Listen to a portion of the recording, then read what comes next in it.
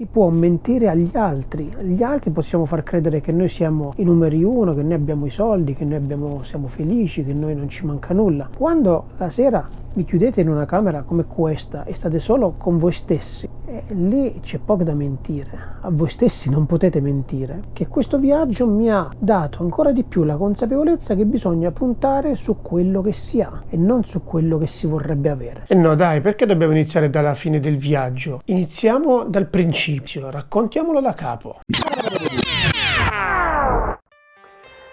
Ragazzi, 1 novembre 2025.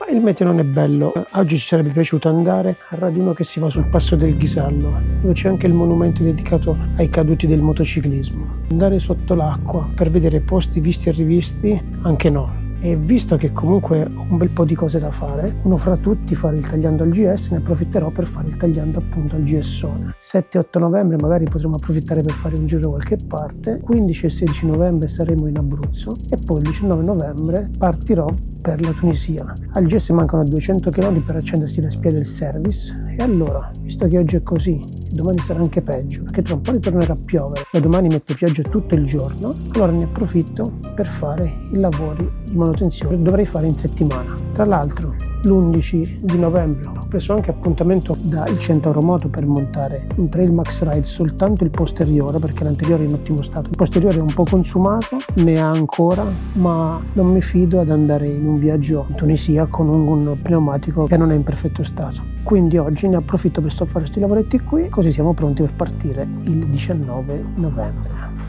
E comunque non perdiamoci in chiacchiere, facciamo un po' di ordine e iniziamo a lavorare.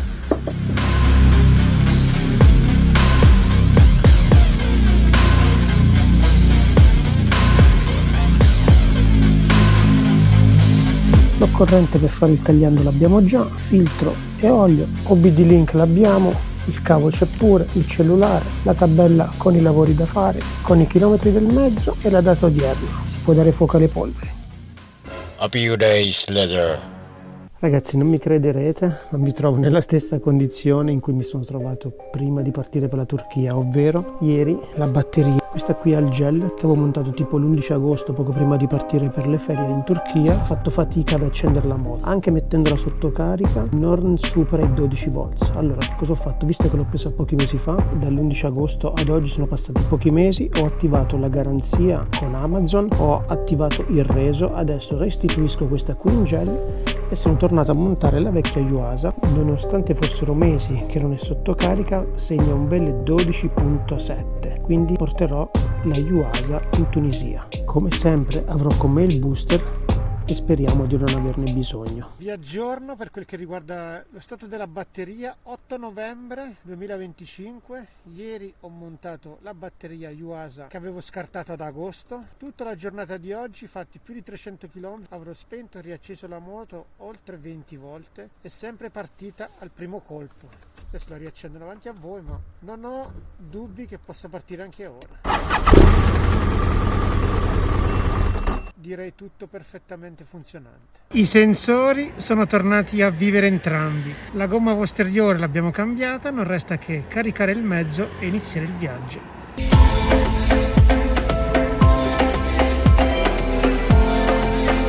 Will I ever learn to love again?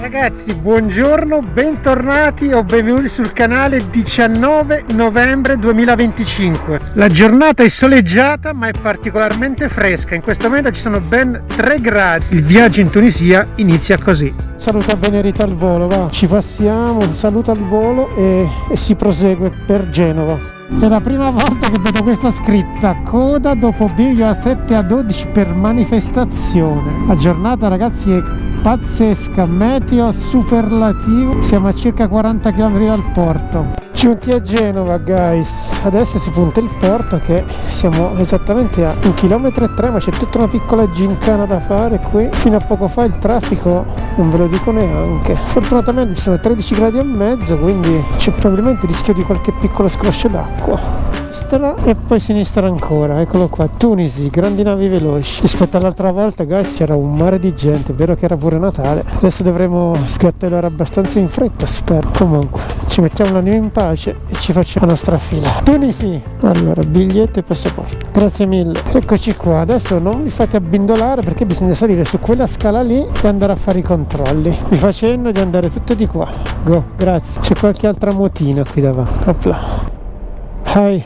Sono quei due ragazzi che erano avanti a me, ci va estremamente di lusso. Sicuramente un'altra musica rispetto alla volta scorsa, non c'è assolutamente nessuno. La volta scorsa qui era veramente da piangere. Ho mangiato, mi sono mangiato il panino, faccio il controllo dei documenti e non resta che aspettare. Visto che sono in attesa di imbarcarmi, stavo spulciando Facebook e in diverse mi dite: Max, ma ti sei licenziato? Max, non lavori mai? Max, sempre in giro sei. Allora ragazzi, una cosa che volevo dirvi in secondo momento, ma ve la dico adesso visto che ci siamo, ne prendo la palla al balzo da questi commenti sui social. Questo viaggio è nato per caso, per mera casualità. Ai primi di ottobre il mio capo mi dice: mi hanno scritto i ragazzi del personale, dovresti fare qualcosa come 18 giorni entro la fine dell'anno. Ho detto 18 giorni non riuscirò mai a fare, ma una settimana, 10 giorni te la faccio molto volentieri. D'altronde in Italia è inverno, fa freddo, Nord Europa fa più freddo che qua. Dove si va? Molto semplice, si torna in Tunisia. Così mi sono messo sul sito di Grandi Navi Veloci, mi sono prenotato la nave, quindi come vedete io lavoro e mi godo i miei giorni di ferie. E come dico sempre, questi viaggi sono ben apprezzati perché vengono di tanto in tanto. Se tutti i giorni fosse così, probabilmente non lo apprezzerei.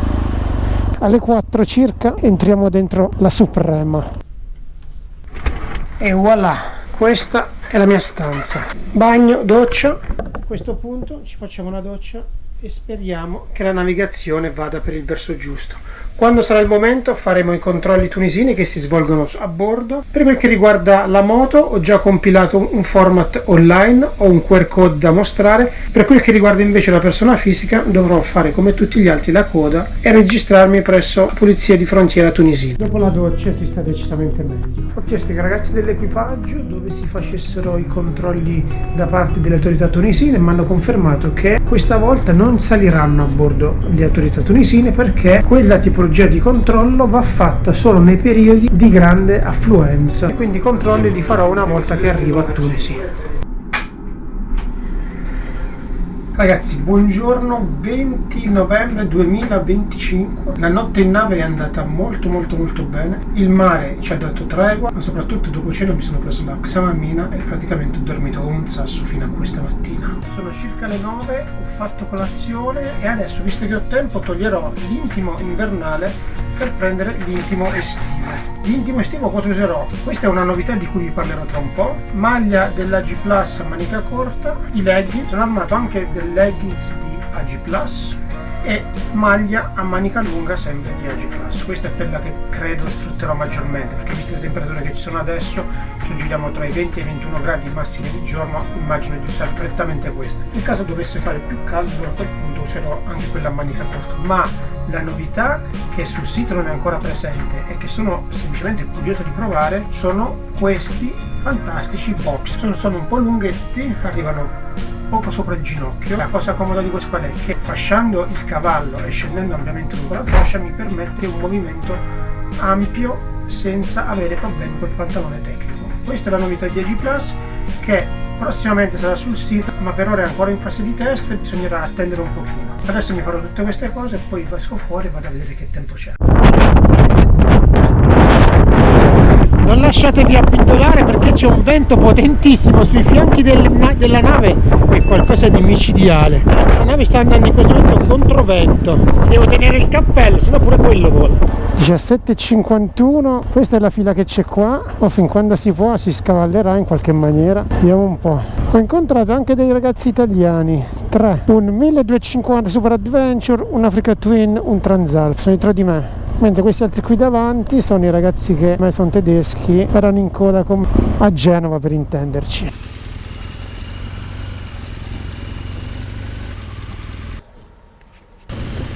18:20 e siamo fuori dal porto. Diciamo che i controlli tutto sommato sono stati abbastanza veloci, dai, non ci possiamo lamentare. Ho cambiato i soldi, ho fatto l'assicurazione. Dentro il porto, ovviamente, dentro la frontiera ovviamente non è possibile fare video. Cercherò di estrapolare qualcosa dalle dashcam. Adesso puntiamo l'hotel, che dovrebbe essere a 13 km da qui. Temperatura è ottima, direi 20 gradi, quindi si sta proprio da Dio. Dopo la nave, come vi dicevo, ho conosciuto questi 3 ragazzi. Uno di loro mi fa: ma tu Cinzia non c'è, questo giro sei da solo? Sì, a sto giro sto da solo perché Cinzia non c'è. Quindi sicuramente uno che guarda i miei video. L'assicurazione per una settimana l'ho pagata ben 50 dinari, ovvero circa 15 euro, perché il cambio è circa 3,34, 3,35 mi ha fatto. Quindi anche l'assicurazione diciamo che è fatta. Domattina non resta che accendere il motore e partire, e mi dirigo verso la struttura dove alloggerò questa sera. Dopo doccia mi rilasso, non penso di far altro, così domani sto bello galletto e arzillo e parto a bombo. Tunisi by night. Mi ricordavo che Tunisi era abbastanza incasinata, diciamo così, e abbastanza selvaggia pure. C'è il lampeggiante, questo qua di fianco a me sarà la polizia, ma so, c'è il lampeggiante rosso, mi sembra proprio di sì. Comunque qua polizia o no, così è. L'asfalto non ve lo dico neanche, ragazzi, è di un liscio che alla prima pioggia freni qui e ti fermi 1 chilometro dopo. Adesso noi qui dobbiamo andare verso destra, però dobbiamo andare di qua. Già la 4ª volta che mi si accende la ventola dell'acqua. Ragazzi, lo vedo che non mi state iscrivendo al canale. Iscrivetevi! Non si capisce se sta via a doppio senso, a senso unico, c'è un caos totale, guys. Ragazzi, sono arrivato, Hotel Nacional, eccolo qua, questo è l'hotel. Inizialmente non vi nego che avevo contattato loro, ho detto domattina smonto le moffole e le lascio qua da loro e li vengo a ritirare l'ultimo giorno. Ma con tutto il traffico che c'è, l'ultima cosa che voglio fare è ripassare qui, quindi penso che le moffole me le porterò con me per tutto il viaggio. Ne arrivo a Tunisi abbastanza frenetico. Comunque sono arrivato nella mia stanza. Questa è la stanza della prima notte, Hotel Nacional, direi alta quality per ora, perché ho il parcheggio persino al chiuso, con tanto di Claire Box. Gli ho detto al titolare: ma se la lasciassi qui davanti all'hotel è tutto illuminato, mi ha detto no, è meglio che la metti dentro, meglio così. Adesso mi sistemo, doccia, poi mi rilasso e ci vediamo domani. Buongiorno, 21 novembre 2025. Questa mattina la sveglia è suonata particolarmente presto, sono circa le 7:15 ed ho già fatto colazione, già rifatto i bagagli. Adesso non resta che andare in garage, caricare il mezzo e iniziare la tappa di oggi. Oggi sarà una tappa abbastanza lunghetta. E questo è il garage dove ha riposato il GS questa sera. Adesso andiamo in hotel, che è qui dietro, finisco di caricare i bagagli. La benzina costa circa 80 centesimi al litro. Questo è il traffico che c'è alle 8:10. È veramente caotica Tunisi, per questo ho optato per fare colazione molto presto stamattina e uscire via da qua. Il tempo, come vedete, non è un granché, in questo momento c'è un po' di foschia. A Tunisi dovrebbe venire a piovere verso le 11, ma per quell'ora noi saremo distanti da qua. Adesso noi puntiamo verso sud, oggi sono circa 500 km. Ok, siamo usciti dal groviglio di vie e viette viuzze del centro di Tunisi. Guardate, questo è tutto il traffico in entrata. La fine della tappa di oggi sarà Gafsa, ma prima di Gafsa faremo 2 soste, mi auguro. La prima è un bel sito archeologico dove i nostri romani andavano prettamente a divertirsi e a rilassarsi. È ritenuto il sito archeologico più bello di tutta la Tunisia. No, ma caricalo un po' il carretto qua, sorpassiamo velocemente. Va. È arrivata la pioggia in anticipo rispetto alle previsioni. Adesso qua bisogna stare particolarmente arrecchiarita perché il fondo stradale, non ve lo dico neanche, non c'è un buco, ma è liscio come lo specchio. Infatti anche loro quando fanno le curve a 30 all'ora le fanno. Si è alzato un po' di vento, magari il vento spazza via ste nuvole. Non so se lo vedete, ma lì c'è anche un arcobaleno, ha appena smesso di piovere. Il navigatore, ragazzi, guardate dove mi ha fatto passare qua. Mi sono trovato nel mezzo di un mercato praticamente. Dai che forse ci siamo. Da noi sarebbe impensabile una roba del genere. Centri che attraverso scendendo verso sud si braccia a tutto spiano alle 9, 9:15 di mattina. Nel frattempo le nuvole sono andate via, è uscito un magnifico sole, ma non fatevi abbindolare, ci sono 12 gradi, il vento è parecchio sostenuto, parliamo di vento che va dai 45 ai 50 km/h. Qui adesso sono arrivato da questa collina, ma vi posso garantire che il vento soffia abbondantemente e il caldo, che pensavo di soffrire, per ora non è un problema. Gli ultimi chilometri che portano a Dugga sono tutti in salita, la strada si stringe, si contorce, cambia ritmo. Il traffico intenso fino a un attimo prima evapora come acqua al sole. Il sito domina la collina dall'alto come un antico guardiano di pietra e da lassù la vista si apre a 360 gradi, ampia, pulita, senza confini. All'ingresso mi attende la polizia in borghese. Qui i controlli sono così efficaci da sembrare invisibili. Mi chiedono da dove arrivo e dove sono diretto. Un rapido scambio di parole, un controllo ai documenti, una foto alla targa della moto e via. La strada verso la biglietteria si apre davanti a me, tranquilla e assolata. Parcheggio la moto e inizio il mio tour in autonomia. Mi fanno compagnia il vento, pochi turisti e una scolaresca scesa da un pullman. Ma Dugga è immensa, basta fare pochi passi per ritrovarsi soli, avvolti dal silenzio, come se il tempo avesse deciso di fermarsi per lasciare spazio ai tuoi pensieri. Dugga non è solo un sito archeologico, è un impero di pietra che resiste al tempo, un luogo in cui l'Africa romana respira ancora orgogliosa e indomita. Camminando tra le sue rovine, il teatro che guarda le colline, il Capitolium che veglia dall'alto, le strade perfettamente scorpite, il foro dove un tempo risuonavano le voci dei mercanti, senti qualcosa che ti supera. Senti la potenza di una civiltà che ha costruito tutto questo senza macchine, solo con volontà, ingegno e una determinazione feroce. Dugga, nata dai Numidi, poi modellata dai Romani, è una delle città antiche meglio conservate dell'intero impero. È un promemoria silenzioso ma potentissimo. L'uomo può lasciare segni che sfidano i secoli, quando ha il coraggio di costruire, di credere, di spingersi oltre. Ogni colonna, ogni mosaico, ogni gradino consumato dal vento ti sussurra la stessa verità, ovvero, anche se siamo piccoli davanti all'immensità, possiamo diventare immensi quando scegliamo di lasciare un'impronta. Dugga non è solo storia, è un invito a salire, avanzare, immaginare più in grande, a costruire qualcosa che valga il viaggio e il ricordo.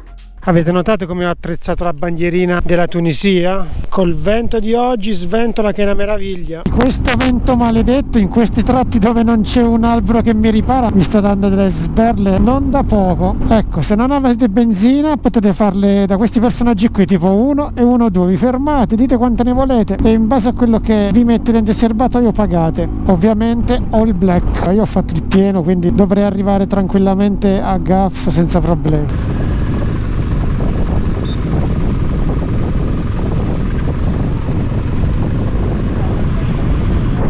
Buongiorno. Bene, tu? What nationality? Massimiliano, my name. My name, io mi chiamo Massimiliano, italiano, sì. Italiano. One, two? One moto? Sì, one moto. One moto. Where you go? Yogurta and then Gafsa. Ok, attendez. Ok. بس برشا 112 تلعب ايطاليان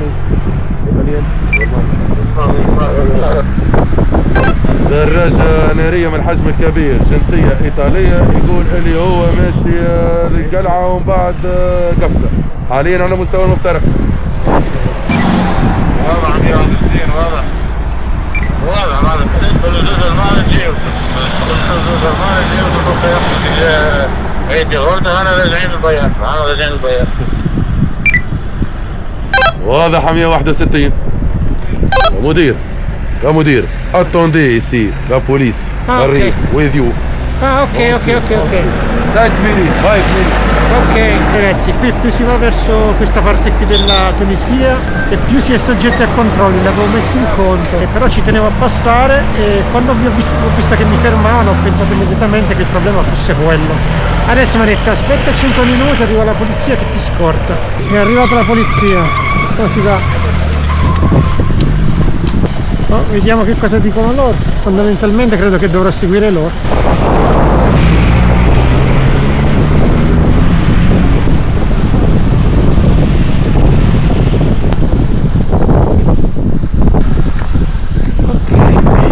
Segui noi, ok. Attac Luciuc, dau patron, go, si va.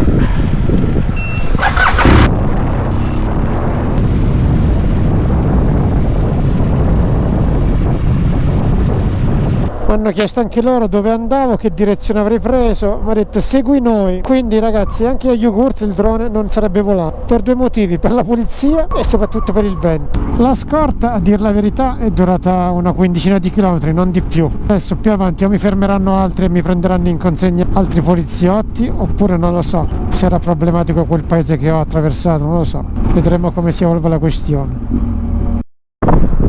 E come immaginavo, checkpoint dopo mi hanno rifermato, sono in compagnia di loro che erano sulla nave con me ieri. Adesso aspettiamo 10 minuti e faremo un altro po' di strada verso Yugurta. Penso che sarà così per tutta la giornata di oggi, fino a quando arriveremo in un territorio più o meno tranquillo, ecco. E dopo mezz'ora di attesa torniamo in marcia. Speriamo che non sia così per ogni checkpoint, perché sennò non arriviamo più. Però la polizia va come i pazzi, 120, 130 dove c'è il limite 90, seguiteci e seguiamolo. Qua c'è il limite 50 e stiamo andando a 90 all'ora e quella che davanti è la polizia. Come sapete, io quando vado da solo vado particolarmente adagio, qua devo accelerare se voglio stare appresso a loro. Ennesimo checkpoint. Tavola Yugurta è sempre più vicina. Guardate che spianata che c'è di qua. Il vento arriva da destra, non so se si nota, ma mi devo mettere un po' di sbiego per andare dritto. Queste sono le Aprilie Touareg dei due tedesconi armati di Mosco, 2 tedeschi, 2 Aprilia, un italiano, un BMW. Praticamente siamo a 5 km da Tavola Yugurta. Adesso cambiamo semplicemente la scorta. Questa è la polizia, adesso cambieremo. Adesso verrà a vedere i passaporti, come sempre. Eccolo qua il poliziotto. Abbiamo fatto cenno il tedesco del passaporto.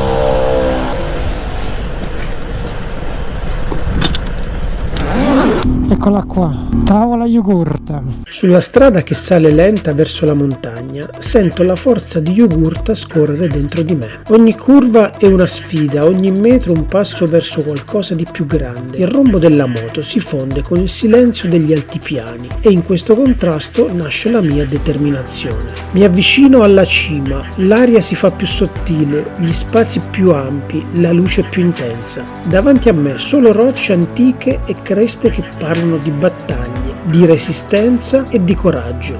Qui la maestosità non schiaccia, ispira, mi ricorda che ogni uomo, come ogni montagna, custodisce una storia di forza e volontà. E mentre avanzo, sento che non è soltanto un viaggio, è un'ascesa, una conquista, un modo per ricordarmi che posso arrivare dove voglio. No, sono davanti a quella scalinata di pietra che mi dicevi, ma sinceramente di andare sopra non c'ho voglia. Eccola qua. Questa è la scalinata, questa è la polizia che ci ha scortato, ma che spettacolo è qua sotto.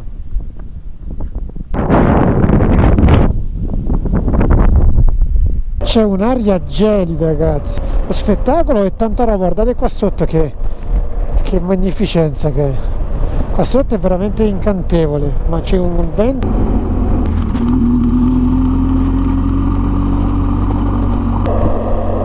Solo la prima scorta aveva un passo moderato, le altre scorte che abbiamo avuto, questa è la quarta, come i pazzi guidano, sorpassano ovunque, i limiti non sanno cosa sono. D'altronde devo tenere il passo della scorta e quindi se la scorta va, viaggiamo anche noi. Loro e prendiamo l'altra camionetta lì davanti, salutiamo e proseguiamo. E da stamattina, guys, che è così. Comunque quando esce il sole è tutta un'altra storia. Sono dei colori pazzeschi, vento soffia, l'aria è fresca, ma gli occhi si riempiono di bellezza. Sì ragazzi, alta rotonda, cambio di guardia e dobbiamo aspettare che arrivano altre polizia.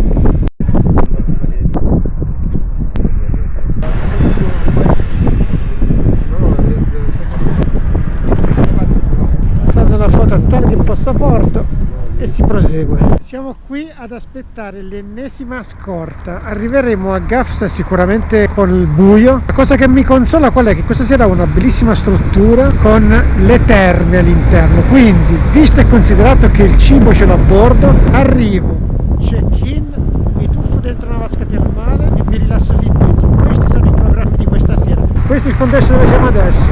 Le mie spalle l'Algeria, verso sud c'è Gafsa. Stavolta c'è stato un cambio in corsa, praticamente è accostato il furgoncino bianco della polizia e adesso sono questi qui davanti in borghese, i gendarmi. Dai che mancano 80 km. Ok, siamo a 40 km da Gafsa e come vedete la scorta ci ha lasciato liberi. Adesso punto Gafsa, saluto i ragazzi, poi loro proseguono per il loro giro e io domani proseguirò per il mio. Saluto tra un po' e via. Ho salutato i due tedeschi, gli ho detto: voi cercate il campeggio? No, ci cerchiamo un hotel, ci fermiamo in un bar, ci mettiamo sopra internet. Tu che fai? Ci aspetti? Come vuoi? No, ho detto: guarda, io l'ho prenotato già, ci vediamo nei prossimi giorni in giro per la Tunisia nel caso, perché loro comunque si dedicheranno più all'off-road che alla strada. 5:33, sono arrivato a Gafsa, c'è una piccola tempesta di sabbia perché tira vento e qui ovviamente ai bordi della strada c'è la sabbia. Sembra che c'è la nebbia, ma in realtà è sabbia che sta volando. Non so se si percepisce qui davanti, sembra quasi foschia e sabbia. Adesso appunto l'hotel e poi domani vedremo dove fare benzina. Questa dovrebbe essere una struttura Capsa Thermal Hotel, una cosa del genere. Lo sono trovato volutamente fuori, sto a circa 4 km dal centro, ma volevo un posto dove ci si arriva senza stressarsi. Se poi ci si riesce pure a rilassare, meglio ancora. Capsa Thermal, eccolo qua. Sono arrivato, neanche a farlo apposta. Maxi Adventure Toscana, ci sono dei ragazzi toscani probabilmente dentro. Io da qui stasera non mi muoverò, mi tuffo dentro qualche vasca se fosse possibile, mi cucino da me, mangio in camera e domani sarà un altro giorno, si vedrà, anche perché a Gafsa ci sono stato in centro e non c'è assolutamente nulla, motivo per cui ho scelto qui per alloggiare. Questa sera non si è badato a spese, la struttura è molto bella, la camera come vedete è ampissima, addirittura c'è un matrimoniale e un letto singolo. Mi ha confermato che c'è la piscina, adesso scarico la moto e mi rilasso un pochettino. Vi avevo detto che c'era il centro termale. Allora qua prima ti fai la doccia giustamente e poi entri dentro, quindi adesso ragazzi ci vediamo domani, buonanotte. Ragazzi, buongiorno, 22 novembre 2025, sono circa le 7 del mattino. A Gafsa c'è ancora un po' di vento, però c'è un cielo terso, come potete vedere, non c'è una nuvola, fa fresco, però ci sono circa 5 gradi. Conto e spero nell'arco della giornata che le temperature possano salire, ma non credo che salgano più di tanto. Adesso vado a fare colazione, finisco di caricare il mezzo e inizia la giornata. Oggi si entra nel vivo del viaggio, vi dico soltanto questo. Il meteo è perfetto, la struttura molto bella dove siamo stati ieri sera, colazione discreta, non chissà che, non c'era succo di frutta ad esempio che io magari avrei gradito, il cappuccino l'ho pagato a parte, con la colazione compresa e ben 53 euro per una notte, quindi si fa pagare. Adesso primo stop di oggi sarà il benzinaio, perché abbiamo poca autonomia, abbiamo 115 km, vorrei fare il pieno in maniera che oggi non ci pensiamo più a far benzina, quindi primo next stop la pompa di benzina. Sono appena alle 8 di mattina e qui c'è già movimento. Il mio obiettivo adesso è fare il pieno e scappare da qua. E dove andremo oggi? Oggi andremo nelle oasi del deserto, lì probabilmente il traffico sarà l'ultima cosa che troveremo. Qui avanti mi dà un Total. Benzinai non sono sempre ed ovunque, a meno che non volete quelli abusivi lungo la strada. Qui davanti c'è un Total, adesso facciamo benzina lì.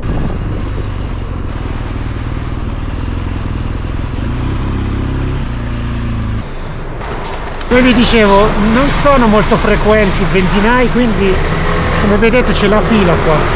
Facciamo la fila e iniziamo la giornata. Si esce dai centri più grandi, poi si inizia a respirare la tranquillità, ritmi lenti, zero traffico, zero stress e probabilmente si inizia a scoprire la vera Tunisia. Ditemi voi se non è uno spettacolo tutto quanto questo. Ci sono dei colori incredibili, inizia a vedersi veramente un paesaggio pazzesco. Quelle lì sono le montagne rosse e tra un po' andremo anche lì sopra.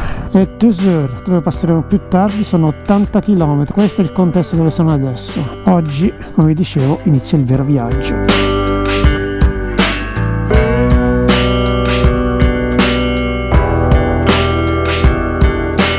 Eccolo qua, mo ci ferma. Eccolo qua. È il mio giro? È il mio turno? No, non è il mio turno. Invece vi devo dire che Hippo Hands top, 6 gradi, guanti estivi, manopole spente e si va a vincere facile. Questa alla mia sinistra è una delle prime oasi, ma adesso siamo in quelle più belle che sono quelle di montagna. Ai centri di queste piccole cittadine è sempre un ternallotto, sempre una lotta, è sempre un pericolo costante, perché come potete immaginare la loro guida è abbastanza selvaggia, zero precedenze, zero stop, non si voltano neanche a guardare se arriva qualcuno, loro prendono e escono senza nessun tipo di problemi. Ecco il nome della città. Vedete questo? È ripartito, mica ha visto se io stavo arrivando. Lui si mette la prima e va. Ecco la police. Vedete, sto puntando le montagne rosse. Adesso andremo a fare una delle strade sicuramente più belle di tutta la Tunisia e arriveremo in un punto iconico della pista Rommel. Non faremo la pista Rommel vera e propria, faremo una strada parallela, ma è uno spettacolo, ve lo posso garantire. Le facemmo nella Golden Hour, nell'ora d'oro, erano dei colori pazzeschi, scendendo si vede tutta la piana, mostruoso. Ecco, questo è il tratto di strada che mi rispecchia di più, proprio nel nulla più assoluto. Che spettacolo è! Zero traffico, zero stress. Tutti quelli che mi dicono perché viaggi da solo, io lascio soltanto queste immagini qui, sentite quanto rumore c'è. Anche i 3 ragazzi che ho incontrato in nave, io da solo non farei mai un viaggio simile, io invece lo faccio solo perché sto da solo. Meraviglia. Lavoro, che lavoro fai? Adesso? No, allora ce l'ho. Che lavoro fai? Agricoltura. Agricoltura, ok. Ah, ok. Ok, Tos. Ok, adesso vado a Radejev. Radejev, yes. Dopo vado a Mides. Mides, poi... Bravissimo.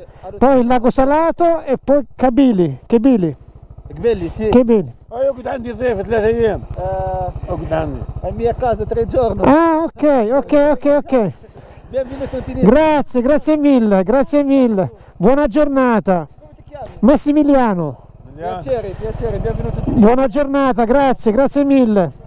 Ciao. Si fermano, vi salutano, benvenuti in Tunisia. Ma da noi chi cazzo vi dice mai benvenuti in Italia? Ecco, l'ospitalità allora è questa. E questi sono gli incontri che si fanno nel nullo più assoluto. Sto percorrendo una delle strade più belle della Tunisia. L'avevo già affrontata nel 2022 con Cinzia, ma nel verso opposto e con la luce che lentamente scivolava via. Oggi, come allora, i colori mi abbracciano, intensi, caldi, vivi. Le ore migliori per assaporare questa magia sono le prime del mattino o quelle che precedono il tramonto, quando il mondo sembra trattenere il respiro. Credo ci sia ben poco da dire. Siamo nelle prime ore del mattino, guardate lì sotto che spettacolo è. E qui siamo a 9 km da Radejev. Qui non sembra, ma è abbastanza strong la salita. Infatti guardate come va piano lui. Ciao, sono molto simpatici e molto di cuore i tunisini qui, perlomeno sono molto accoglienti. C'è poco da dire, adesso arriveremo in un punto abbastanza iconico, lo vedrete con i vostri occhi. La strada davanti a me è un serpente sinuoso disteso tra montagne aspre e dorate, un invito a perdersi e ritrovarsi. La salita è severa, il panorama mozzafiato, il silenzio totale, è questo che rende ogni metro più prezioso. Mi fermo un paio di volte lungo il percorso solo per guardarmi alle spalle e lasciarmi travolgere dalla maestosità del deserto, dal verde incredibile delle oasi e da una gratitudine profonda per questa vita che mi ha regalato lo spirito di andare, esplorare, emozionarmi senza sosta. Ci sono momenti che le parole non riescono a contenere. Questo è uno di quelli.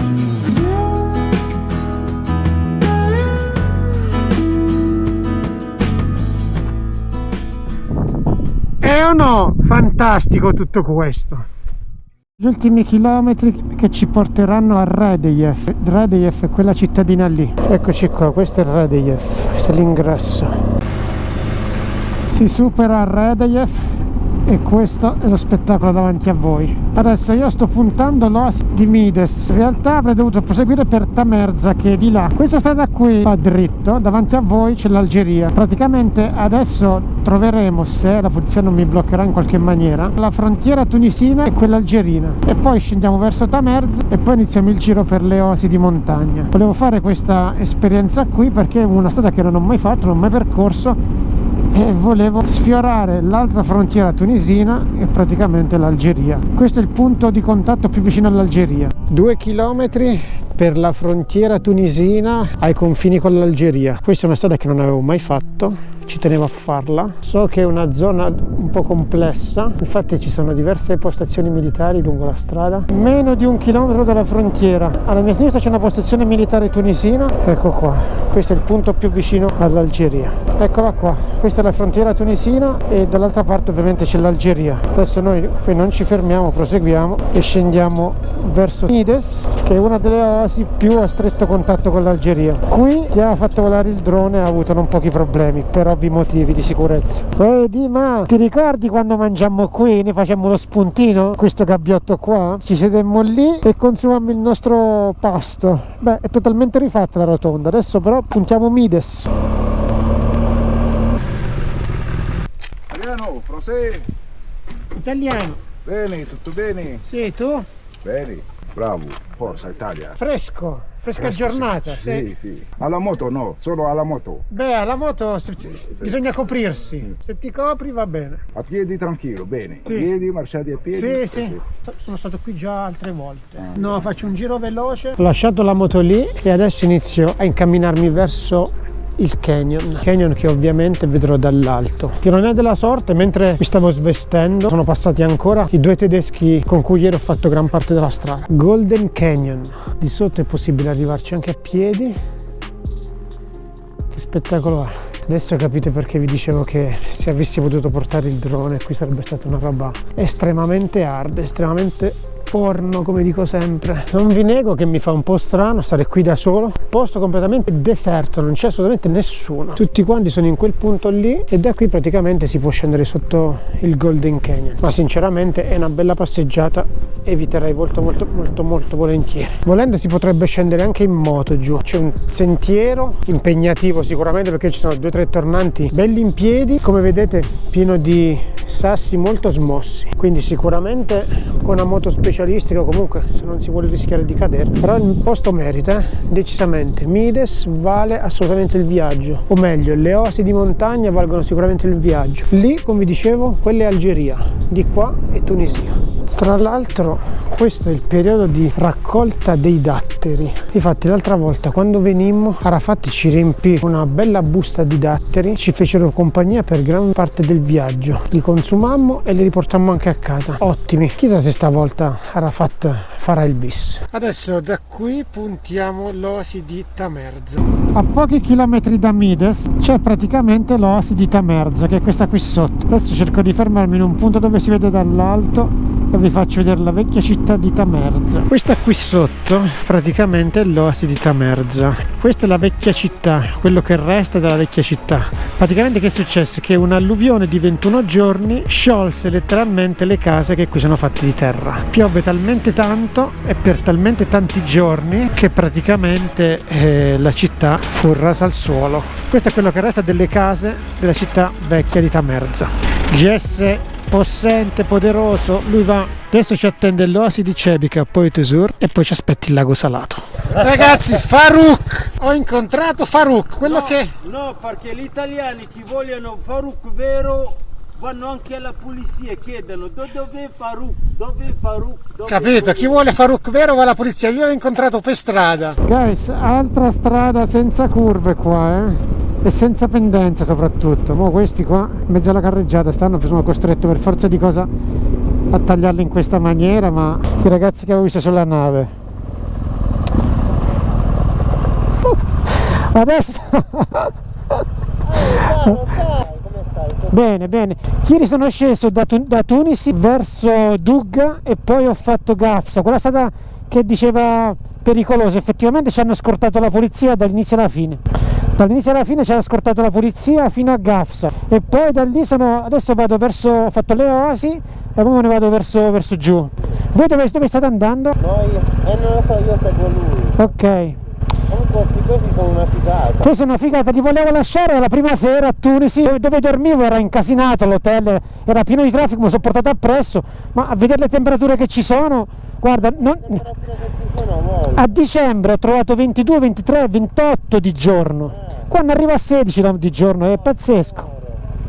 Comunque, ho visto.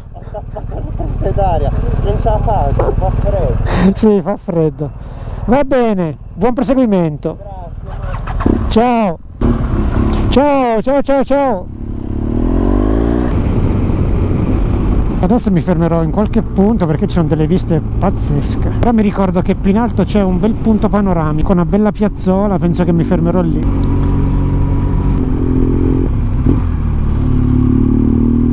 Guys, questo è il punto che vi dicevo, quello davanti a voi è deserto. C'è un po' di vento, ma guardate che spettacolo è, davanti a voi è tutto deserto. Quelle sono le oasi. Qui sotto c'è il canyon. Una volta che si scende da queste montagne, davanti a voi si apre la vastità del deserto. Vedete che spianata che c'è. Queste curve hanno una pendenza very amazing.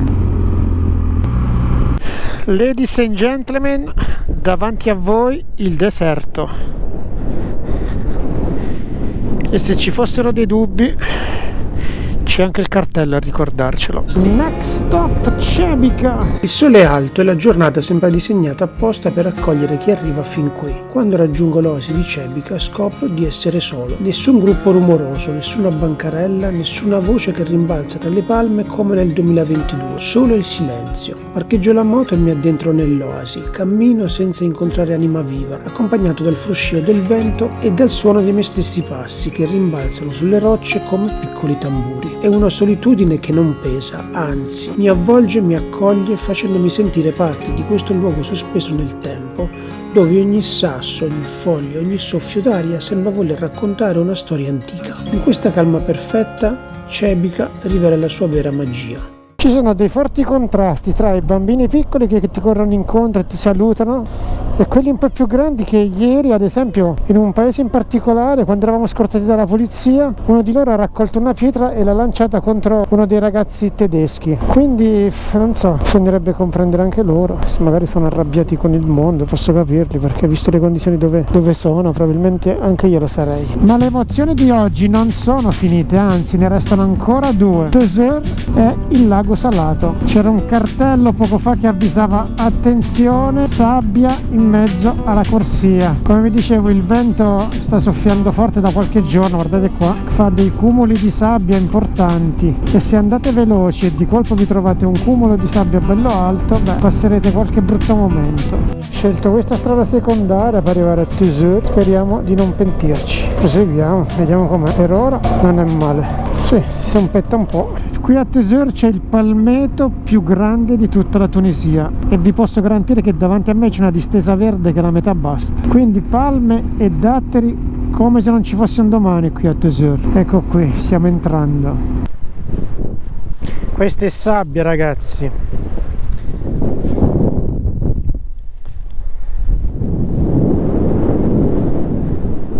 Questi sono gli assembramenti che piacciono a me.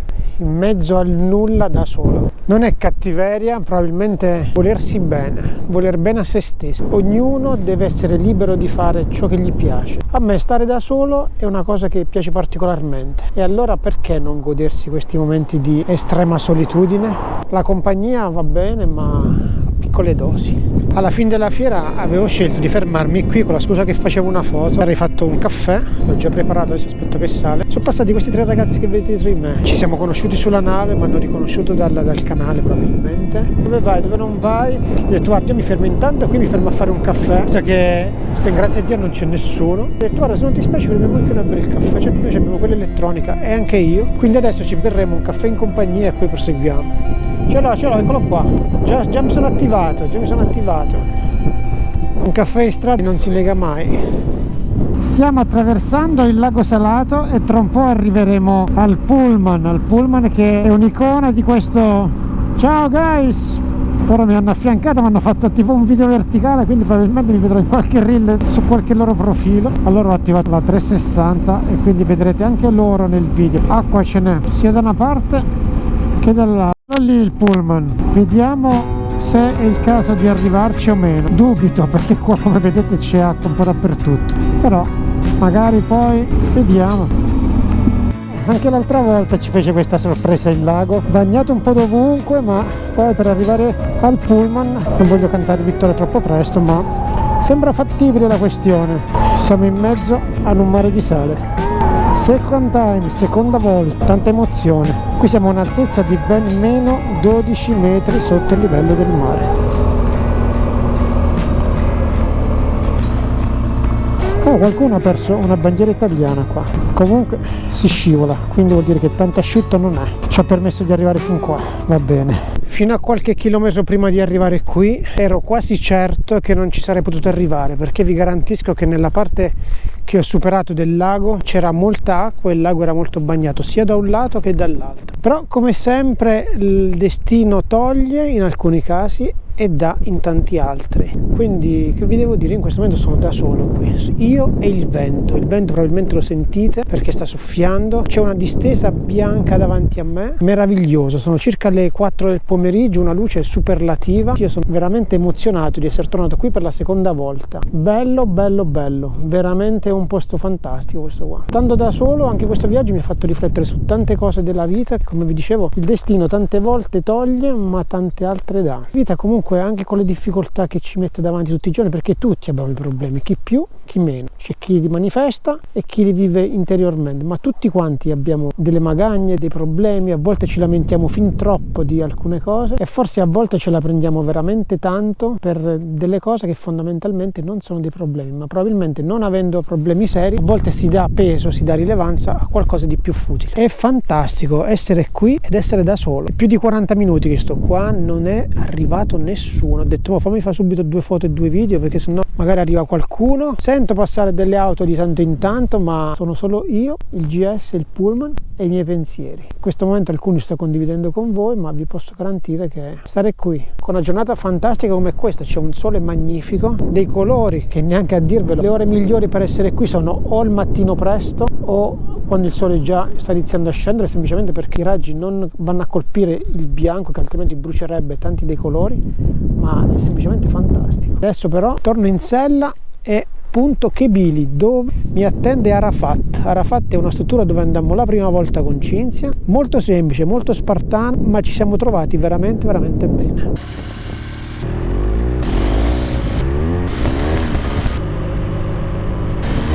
Mancano 12 km per Kebili, ma avete presente quelle giornate che vorreste non finissero mai? Oggi è una di quelle.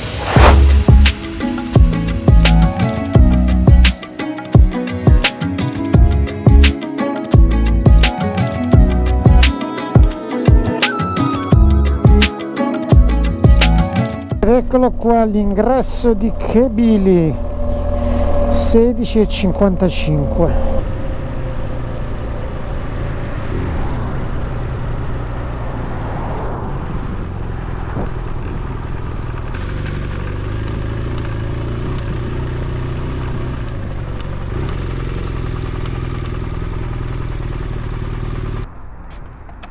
Guys, questo è il campeggio di Arafat. Arafat! Giuliano! Ciao! Wena? Come vai? Bene, tu? La vita è bella, amico. Sempre. Massimiliano! Ma tu sei più giovane di come ti ho lasciato. Io ودي انت giovanni asal. Sei più giovane. Come vai? Come stai? Bene. Sei più giovane. Oh, giovani, sì, ancora giovani. Young. More young. More young. 1 year. Yes. 1 year. Allora? Tutti bene? L'ospitalità di Arafat e Latifa, tè alla menta e datteri. Ciao. Ciao. Sono cresciuti da quando siamo venuti qua l'ultima volta. Perfetto. Good. Arafat number 1. L'altra volta ci avevi dato la casa sopra il tetto. Sì, stasera this evening I think we have guests. Ah, hai degli ospiti. Reservation for this. Quindi Cinzia questa sera mi darà un'altra camera, non quella dove siamo stati io e te. For Airbnb. Sì. Quindi siccome ci sono altri ospiti, ce ne andiamo qua giù, in camping. The bungalow. Bungalow. Top, alta quality. Adesso andiamo. Posso portare la moto qua, Arafat? Posso portare la moto qua? Così per caricarla non devo andare fin là. Dopo la porto qua. Sì. Grazie mille. Prego. Perfetto. Bungalow. Vieni. Good. Ottimo. Matlas. Good. Ok. Is Hot. Perfetto. Yeah. Ok. Good, Arafat. Sì. Top. Can take the motorcycle? Sì, adesso vado a prendermi la moto e la porto qua. Parte qua. Sì. Ok, thank you. You're welcome, yeah. Questa sera cena tipica tunisina, couscous. Poi qui c'è il brick, si chiama brick, no? Yes. Brick. zuppa, pane, insalata, yogurt, datteri, dolci, candela e buona cena.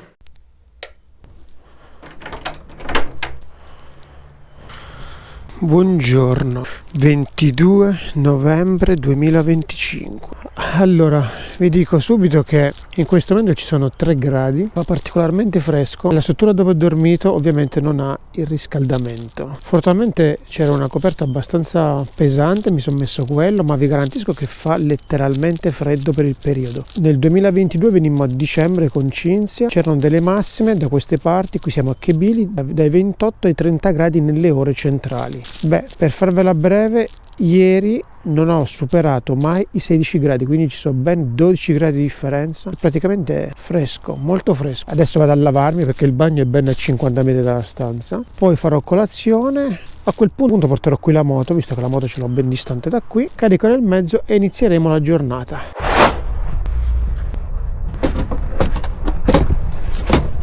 Mi sono portato la moto vicino alla camera in maniera da essere più comodo per caricare i bagagli.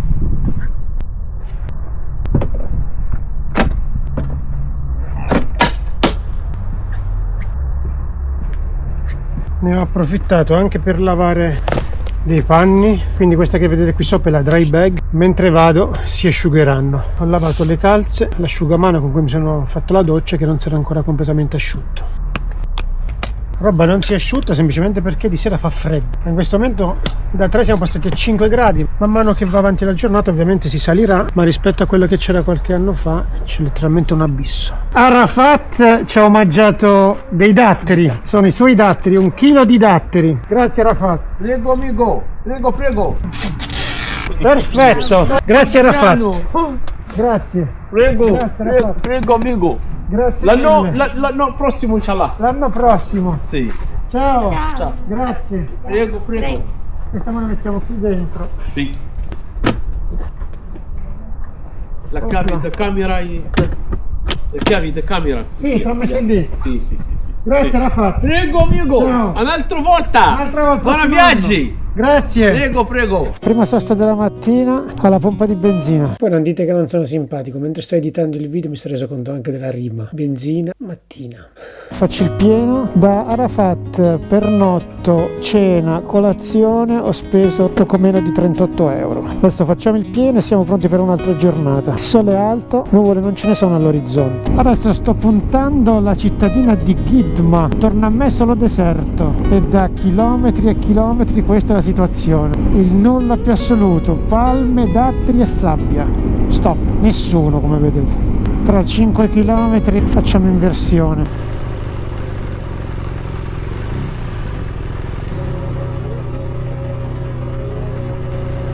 Ho fatto questa piccola deviazione in questo punto perché adesso vi mostro una roba. Aspettate che ci arrivo, bisogna scarpinare un po'.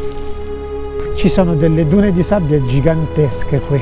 Hanno fatto dei veri e propri muri per evitare che la sabbia invada la carreggiata. Qui davanti a me è uno spettacolo pazzesco, guys. Adesso lo condivido con voi.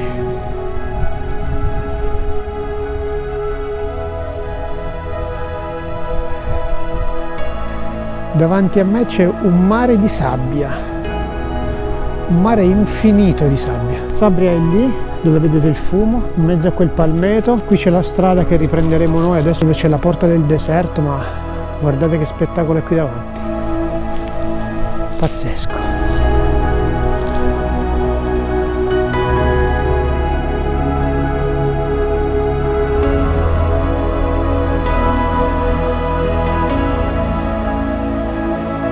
È praticamente Borotalco.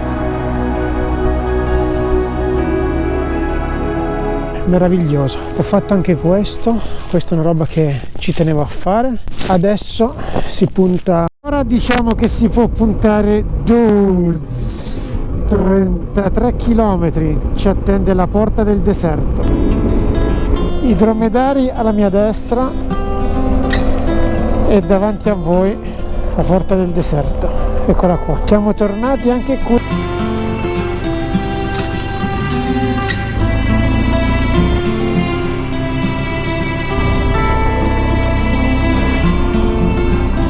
Che spettacolo!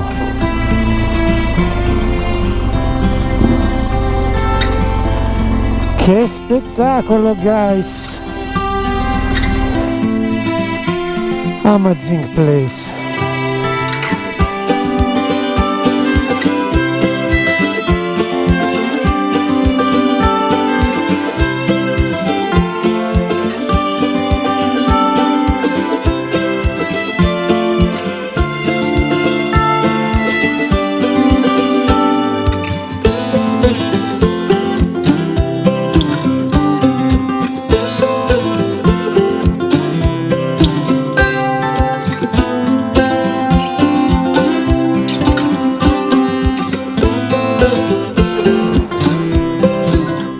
Beautiful.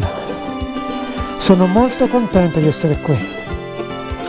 Adesso spegniamo la moto. Dirvi che sono contento ed emozionato di essere qui mi sembra abbastanza riduttivo, ma vi garantisco che non lo è. Sapevo che dopo Gafsa sarebbe stata un'esplosione di emozioni, perché per me è un ritorno in questi posti, ma vi posso garantire che nonostante ci sia stato è sempre un tuffo al cuore. Poi come c'è questa giornata è veramente fantastica. Ma le emozioni non finiscono qui.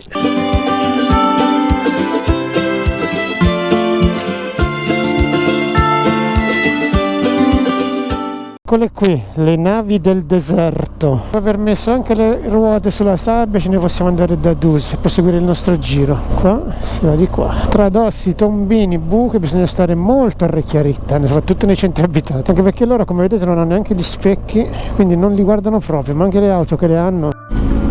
Senza esagerare, è un quarto d'ora che la strada è così, dritta come la spada. È impressionante la vastità che c'è, è veramente un posto immenso, vasto, un piattume allucinante. È difficile avere dei punti di riferimento qui in mezzo. Siamo a circa 50 km da Matmata. Bisogna arrivare a una decina di chilometri da Matmata per tornare a vedere un po' di curve. Il paesaggio si fa abbastanza interessante, si sale e si scende. Ecco, adesso le curve iniziano ad esserci. La discesa è abbastanza impicchiata, guys. Da 0 curve a tutta curva si arriva. Allora, buongiorno. Allora? Al museo. Ah. Bello, carino. Sì. Adesso facciamo un giro qua dentro. Io punto Medenine e poi stasera finisco a Tatawine. Anche noi andiamo. No, noi ci fermiamo domani andiamo a Tatawine. Ah, ok. Facciamo Kennini, la strada dietro. Sì, io faccio domani quel giro là. Anche noi facciamo domani.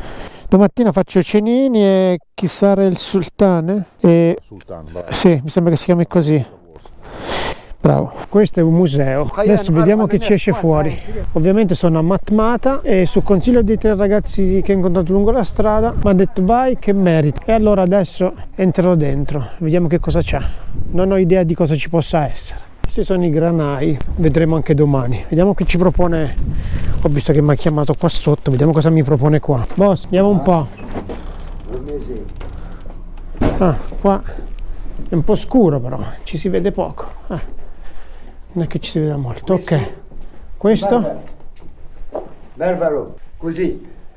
Blu, monsieur, blu cielo. Verde la montagna. Giallo il deserto. Perfetto. Guarda questo. Mani, piedi, testa così. La libertà. Ah, ok. La libertà, simbolo berbero. Ok. Questa è bandiera berbera, come avete sentito. Questo è simbolo berbero. Ok, anche quello è un simbolo berbero. Li fai tu? Questo sono berbero. Questo berbero. 400 anni questo. Ah, ok. Costa il capo, li vendere. Costa 80 dinari. 400 anni, 80 dinari, tradotto 24 euro. Forse qualcosa non torna. Ok. Questo amico, questo sabbia con sale naturale. Ok, questo è sabbia e sale. Ah, ok, più piove e più si solidifica. Basta che non piove troppo, sennò fa la finita merza. 1200 anni. Per fare questa struttura ho impiegato 1200 anni perché è stata scavata con le mani. Adesso si va di qua. Cosa c'è di qua? Qua vedo i tappeti. Fa pure caldo sinceramente qua dentro. Fa più caldo qui che da Arafat. Ma dove è andato lui? Boss! Adesso in questo momento la guida mi ha abbandonato, non so dove sia andata. Questo è il cortile interno, poi se torna lui vi faccio dire qualcosa in più. Vado da solo. Purtroppo bonariamente ho fatto l'errore di pagarlo prima di iniziare la visita. Mai fare un errore simile, tascano i soldi e spariscono come il vento. Storia di vita rurale qua. L'asino con le anfore, attrezzi da lavoro, agricoltura. Questa dovrebbe essere una camera, c'è il letto. Diceva il boss che qui praticamente vivevano 70-80 persone. Carino, sì. Considerate il posto dove siamo, ecco, quindi non vi potete aspettare dei musei chissà che. Però, insomma, sicuramente carino. Alla fine anziché 7 dinari mi ha fatto pagare 5, quindi tutto sommato va bene pure, va bene così. Siccome si è fatta una certa, mi faccio un caffè e poi proseguiamo il nostro giro. Al sole la questione è molto gradevole, quando si è in sella però se non ci si copre si soffre un po'. Il caffè è quasi pronto, eccolo qua, ci siamo. Autoini vi salva sempre e dovunque. A Matmata non mi sono fermato a vedere le case berbere, perché mi sono fermato l'altra volta. Ho preferito fermarmi al museo, ma guardate qua che spettacolo è. La strada, neanche a dirvelo, è incredibilmente sinuosa, ma c'è una vista. Adesso cercherò di trovare un punto per mostrarvelo, è veramente pazzesco. Immondizia a parte, che purtroppo è il minimo comune denominatore di questi posti qui. Guardate da qui che vista che c'è. Ma per chilometri questa strada è piena di curve, con asfalto ottimo e una vista semplicemente mozzafiato, incredibile. Senza vista proprio. Bellissima, la strada è veramente incantevole, un nastro d'asfalto perfetto. Sinuosità come se non ci fosse un domani, veramente.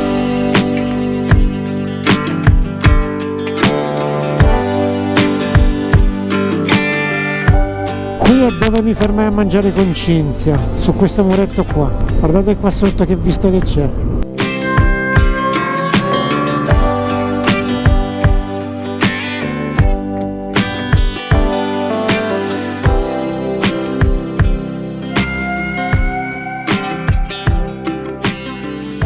Possiamo dire che qui, anche se è un po' ventoso, è un ottimo punto per la pausa pranzo di oggi.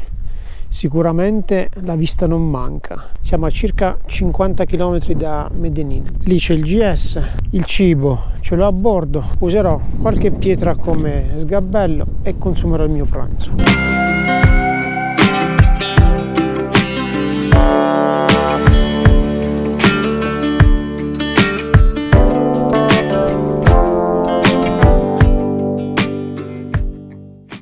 Allora, adesso sono a Medellin, devo attraversarla tutta. Ho già rischiato un paio di incidenti perché loro anche i sensi obbligati li fanno contromano. Le frecce, come abbiamo visto, non si usano, le precedenze di stop come se non esistessero. Quindi bisogna stare veramente sempre con gli occhi spalancati, non aperti. Adesso, prima di arrivare a Tataouine, dove finirà la tappa di oggi per me, devo fare una deviazione per un altro posto dove non sono mai stato. Per la deviazione allungherò circa una decina di chilometri, ma se la strada è così bella scorrevole non è un problema. A few moments later. Qua c'è strada e rifacimento, praticamente è un manto di breccia al momento, perché non ve ne accorgete. Per fortuna era ampiamente segnalato. Fino a 100 metri fa era ancora stato il rifacimento, poi siamo tornati sull'asfalto perché in 2 curve siamo saliti circa 30 metri, guys. C'è una pendenza del 17%. Che pendenza che c'è. Credo che siamo arrivati, questo dovrebbe essere il contesto che cercavo. Dalla forma di fuori sembrano tutti granai e ci dovremmo essere. Eccoci qua. La moto la mettiamo qua. Ok.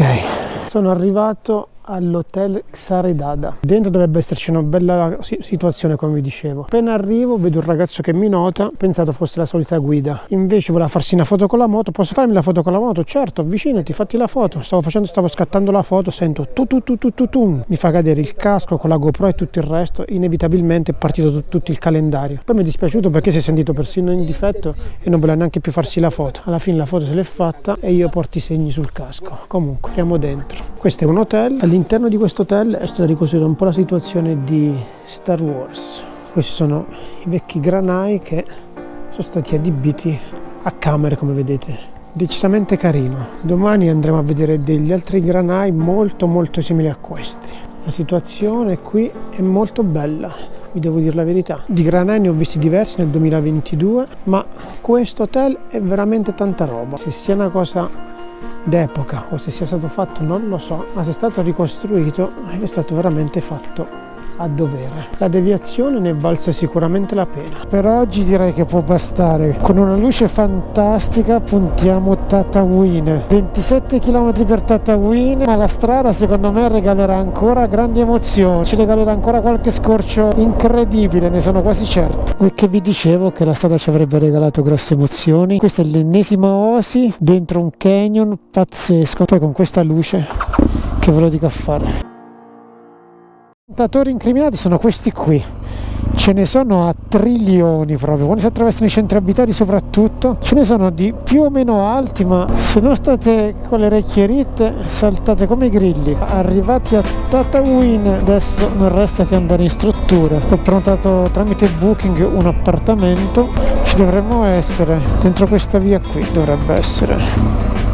Eccola qua, questa dovrebbe essere Le Petit Mimosa Tatooine. Sono fuori dalla struttura, ho mandato un messaggio all'host, spero che legga velocemente e mi venga a aprire. Che le ho detto: guarda che io non ho telefono tunisino, in realtà ce l'ho ma non l'ho mai caricato. Ma ha detto: guarda, ti lascio la password del wifi, quando sei fuori casa collegati, mandami un messaggio e arrivo. Gli ho scritto, aspetto e spero che arrivi presto. La moto questa sera è bella al chiuso, la casa è molto nuova ed accogliente, adesso faccio vedere. Questo è l'ingresso, qui c'è il bagno e qui praticamente c'è il letto, il lettino, cucina, TV. Stasera penso di cucinarmi qui, così non mi muovo proprio. Ne approfitto per ripassare il roadbook di domani, anche perché qui a Tatooine, come potete immaginare, c'è ben poco da vedere. L'host è stato molto preciso, puntuale, è arrivato in meno di un minuto, mi ha detto 3 minuti sono da te, ed è stato così veramente di parola, un ragazzo giovane alla mano. Ragazzi, giornata memorabile anche oggi,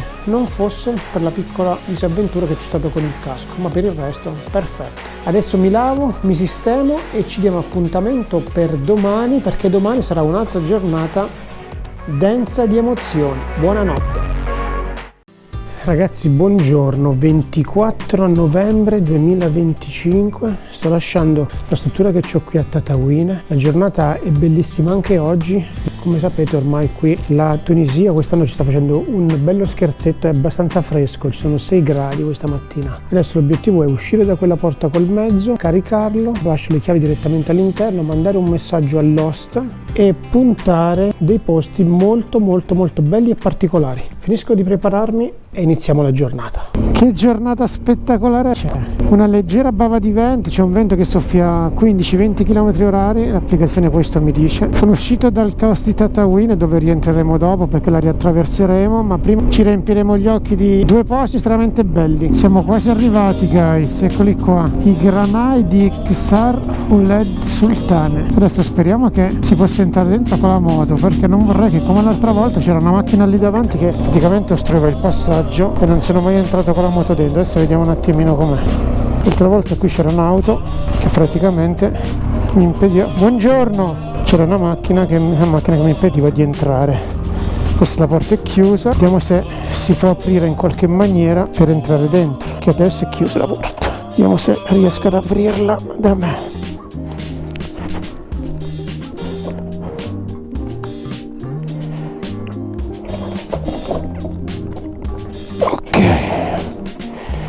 Con il fai da te tutto è possibile. Ok, c'è un piccolo gradino e sono entrato per la prima volta qui dentro. L'altra volta c'era l'auto, come dicevo.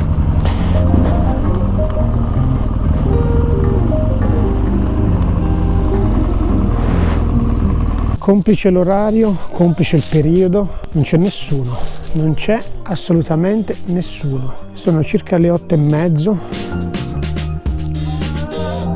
L'altra volta entrammo qui, c'erano tutti quelli che vendono ovviamente souvenir, più c'erano altre persone, quindi fare video e foto era abbastanza difficoltoso. Questi sono i banchetti che loro utilizzano per esporre la loro merce e qui sono i vecchi granai dove veniva conservato appunto il grano.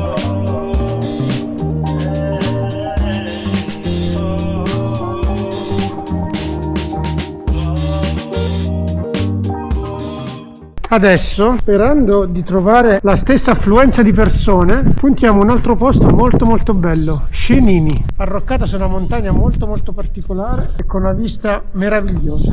La luce attualmente è perfetta, quindi non resta che andare. Ciao! La vista che si scorge anche qui da Ksar el Sultan è molto bella, anche perché se ci fate caso i granai sono sempre messi in postazioni difficili da raggiungere o comunque in alto, in maniera da prevenire eventuali assalti, quindi per difenderli sono dei veri e propri forti. Comunque adesso non perdiamoci in chiacchiere con la storia, che a chi interessa se la va a studiare. Proseguiamo. La strada per arrivare a Scenini scorre molto bene, come vedete. Ci sono dei lunghi saliscendi, il paesaggio è completamente desertico con qualche chiazza di verde, c'è qualche oasi di tanto in tanto. Scenini è davanti a noi, non lo vedete perché si mimetizza particolarmente bene con la roccia. La vista dall'alto vi garantisco che è tantissima roba. Scenini, eccoci qua. La parte che interessa a noi però è lì in alto, bisogna camminare un po'. C'è un vento che soffia abbastanza forte qui a Scenini e adesso negli ultimi chilometri saliremo un bel po'. Il contesto dove siamo è veramente pazzesco, tra il verde degli alberi, l'ocra della pietra. Eccola qui in alto Scenini, una struttura soltanto bianca, in cima è svetta, ed ecco la salita che vi dicevo. Arrivo all'oasi di Scenini con il sole alto che scalda la pelle e illumina ogni granello di sabbia come se fosse oro fuso. La giornata è perfetta, cielo limpido, aria asciutta, vento leggero. Spengo il motore e all'improvviso il silenzio mi accoglie come un vecchio amico. Io, la moto, il vento e questa oasi che sembra sospesa nel tempo. Cammino lungo i sentieri polverosi mentre qualche commerciante, a dirvi la verità pochi e discreti, espone piccoli oggetti fatti a mano, legni levigati dal deserto, collane berbere, spezie che profumano di antichi carovanieri. Le loro voci non mi invadono, ma si mescolano al soffio del vento, diventando parte della musica del luogo. Scenini porta con sé millenni di storia. Fondata dai berberi sulle pendici della montagna, fu rifugio e fortezza, villaggio troglodita scavato nella roccia per proteggersi dal caldo e dagli invasori. Ancora oggi, osservando le case incastonate nella pietra, sembra di vedere l'ombra dei nomadi che salivano questi pendi ripidi con le loro carovane diretti verso il Sahara. La tranquillità qui non è semplice quiete, è presenza. È come se il tempo rallentasse per concedermi un momento perfetto, di quelli che ti restano addosso per anni. Ogni passo risuona nel silenzio dell'oasi, ogni respiro si fonde con l'odore della terra antica, di palma, di vento caldo. Risalgo sulla moto e rimango qualche secondo immobile ad ascoltare. Poi capisco, in un posto così non sei mai davvero solo. C'è la storia che ti osserva, il deserto che ti parla e la magia di sentirti libero, piccolissimo e immenso allo stesso tempo. Ecco il dosso e nel frattempo siamo tornati a Tataouine. Allora adesso qui voglio fare benzina, faccio il pieno, quindi sono a posto oggi e domani. Allora intanto facciamo il pieno qua. È una cosa che non vi ho detto, adesso lasciamo le montagne e puntiamo verso il mare, puntiamo Djerba, dove conto di arrivare nel primo pomeriggio. Avevo prontato una struttura con tanta di piscina sperando in un tempo clemente, ma vediamo, se me lo consentirà sarò in piscina, se no vedrò come passare mezza giornata e poi domani gireremo tutta Djerba. Come potete immaginare, superare Tataouine alle 11 del mattino non è semplice, c'è traffico, ma qui se non fai così non vai da nessuna parte. Cerchiamo di adeguarci a loro. Uscendo da Tataouine ho visto l'insegna dei gelati e mi era venuta voglia di gelato. Chiedo, avete gelati? No, it's cold, fa freddo. Allora, visto che il gelato qui non c'è, intanto mi faccio un caffè e poi magari lungo la strada troverò, mi è venuta voglia di gelato, troverò un chiosco, forse più avanti trovi qualcuno che c'è il gelato.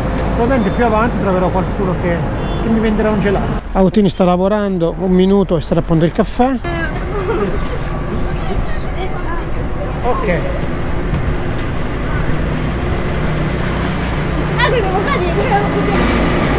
Mi hanno chiesto di fare una foto con la moto e non potevo esimermi dal dire di sì. Ok. Thank you.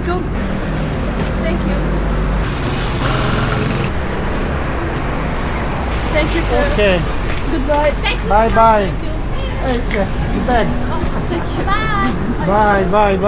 Ovviamente lo siete visti in diretta, mi stavo preparando il caffè. Sono avvicinate queste tre ragazze un po' timide e due di loro ne hanno approfittato per farsi la foto sul GS. Nel frattempo espondo pure il caffè, direi che è tutto molto giusto. A quanto pare il GS, nonostante l'età, miete ancora vittime e non sanno che ha appena spento le candeline dei suoi primi 254.000 km. Salut! Ok, pausa caffè finita, adesso si punta il mare. Gerba. Andando verso Gerba le montagne sono un vago ricordo. Qualche cespuglio di macchia mediterranea, ma prettamente pianeggiante. Qualche piccolo saliscendi, ma adesso che ci rimetteremo in piano vi renderete conto da solo. È una tavola di sabbia, qualche cespuglio di macchia mediterranea qua e là, ma niente di più. Estremo piattume, polizia sempre gentile e cortese, salutano sempre, top. Questo che vedete davanti a voi è un altro lago salato, in parte bagnato e in parte asciutto. Sto attraversando su questa strada, lo sto tagliando praticamente. A ben -2, -3 metri dal livello del mare, ma siamo arrivati anche a -5. Guardate quanto traffico c'è. È 20 minuti che non incrocio un'auto su questa strada qui. Il vento è sostenuto, ma la giornata è meravigliosa.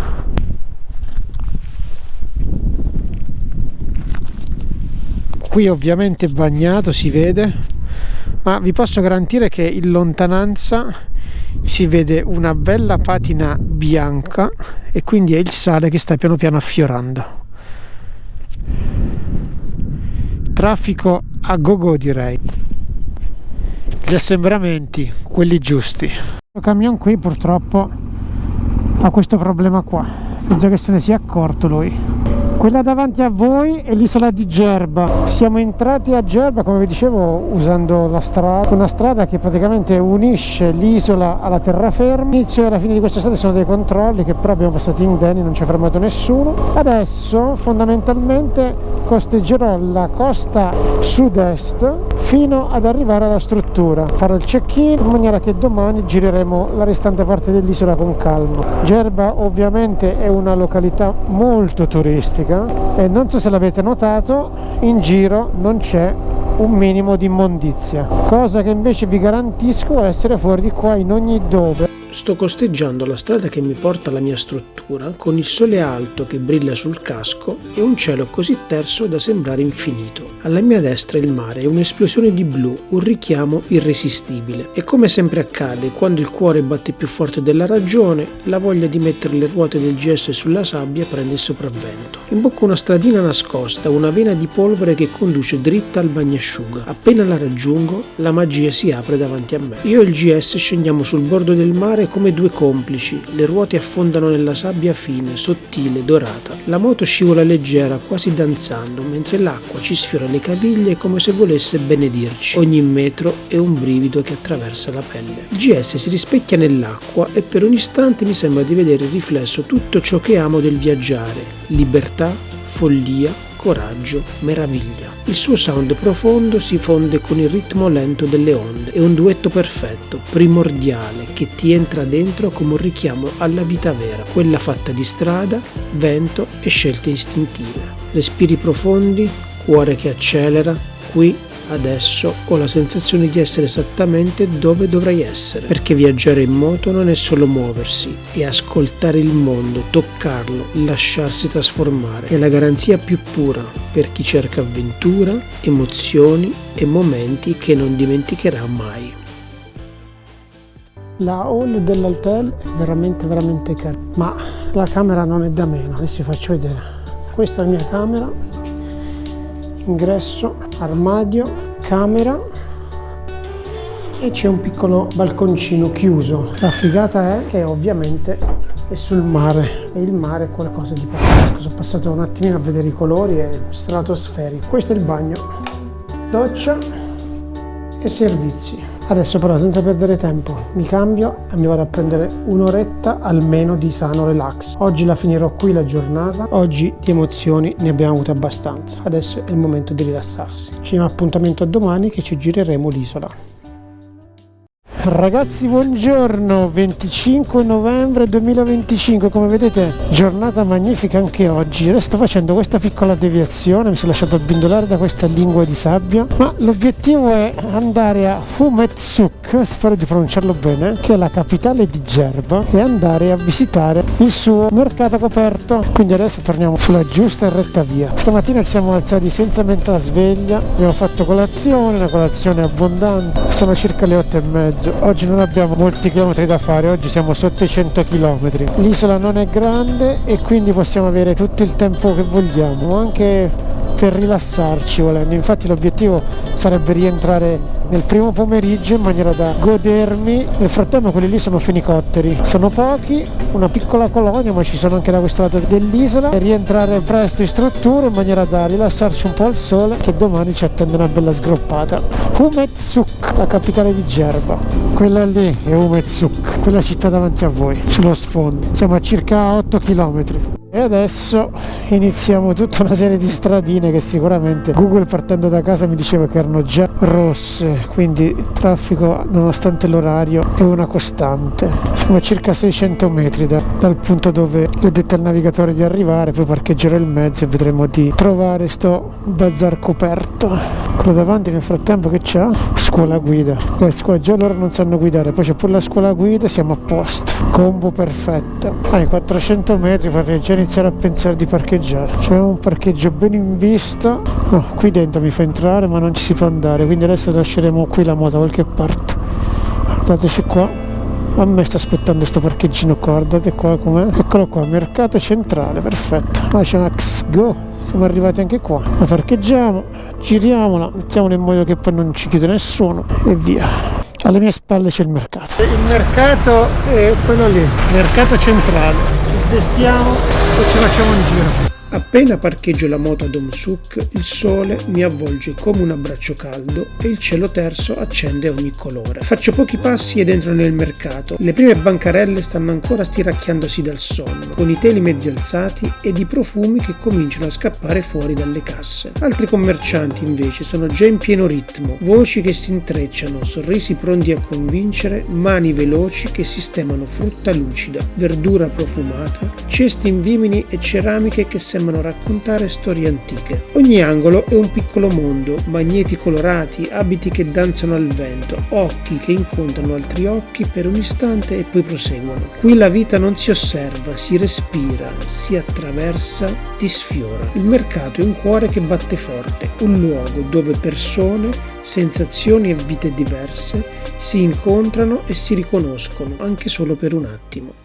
GS è rimasto dove l'abbiamo lasciato. Adesso, visto che la giornata è molto bella, e direi di farci il giro dell'isola, goderci quello che l'isola ci offre e dopodiché tornare in hotel e rilassarci al sole e da queste temperature ancora gradevoli che, da come ho capito, in Italia non troverò più. Si esce dalla zona più turistica, si attraversa la capitale, sto andando verso nord, praticamente è il deserto più assoluto, mare e nulla in mare. Qui siamo a circa 7-8 km dall'aeroporto. Quello lì è l'aeroporto. Da questa melma sto cercando di avvicinarmi a questo gruppo di fenicotteri, li vedete davanti a voi? Man mano che io mi avvicino loro ovviamente si allontanano. Sono nella parte più a nord dell'isola e per chilometri non c'è assolutamente nessuno. La moto è lì, io e il vento. La strada che sto percorrendo credevo fosse sterrata, quella avevo letto da internet, invece probabilmente le informazioni sono vecchie, che è tutta completamente asfaltata.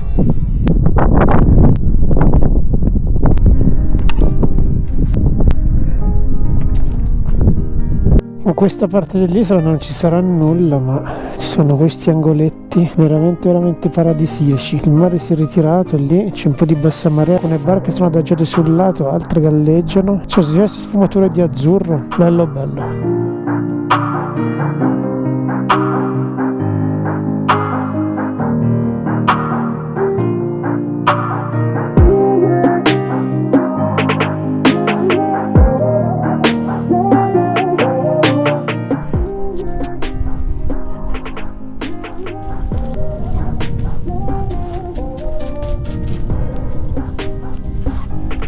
Senza commento, guys, c'è poco da commentare qua.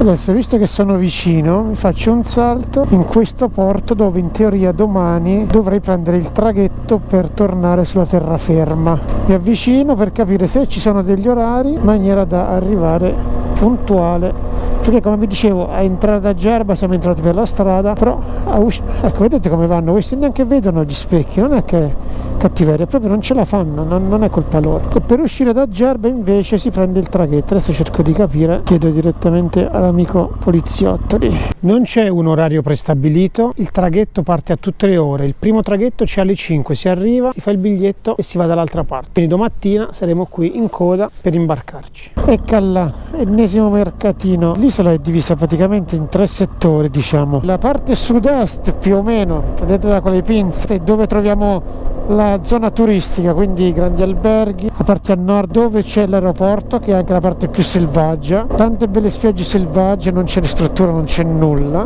E poi c'è il centro, il cuore, che è pieno di cittadine come queste, piccoli borghi dove c'è una vita del tutto normale. Sono costruttori di anfore, ci sono i mercati, ci sono tutte le attività, che c'è chi vende la frutta, chi vende la verdura, chi vende i vestiti. C'è una sola regola qui: anarchia. Ho paura anche a sorpassare, perché questi, non avendo l'abitudine di usare le frecce, non sai se ti hanno visto, se non ti hanno visto. Sto ragazzino ci avrà 10 anni, 12 anni, sicuramente sarà assicurato, e contaci. In mezzo ai centri abitati rischierete la vita a ogni metro che farete, perché loro sono talmente distratti e danno per scontato che gli indicatori di direzione non vanno usati. È pazzesco. Gente che svolta le precedenze, magari vi trovate uno scooterino che viene contromano sulla destra qua. In mezzo alla città si rischia a ogni metro. Guardate questo che cosa deve fare?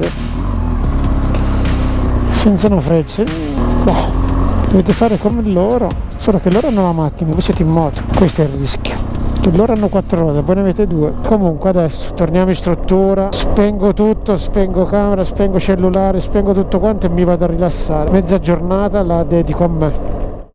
Ragazzi, buongiorno, 26 novembre 2025, sono circa le 9:15, sto ripartendo adesso da Gerba. Questa alle mie spalle è la struttura dove ho dormito queste 2 notti. Questa mattina molto presto ha fatto 2 gocce d'acqua per terra, probabilmente vedrete ancora del bagnato. Adesso taglierò nuovamente tutta l'isola, tornerò in quel piccolo punto dove partono i traghetti, che praticamente faremo pochi minuti di navigazione, per tornare nuovamente sul continente. Ci apprestiamo a tornare verso nord.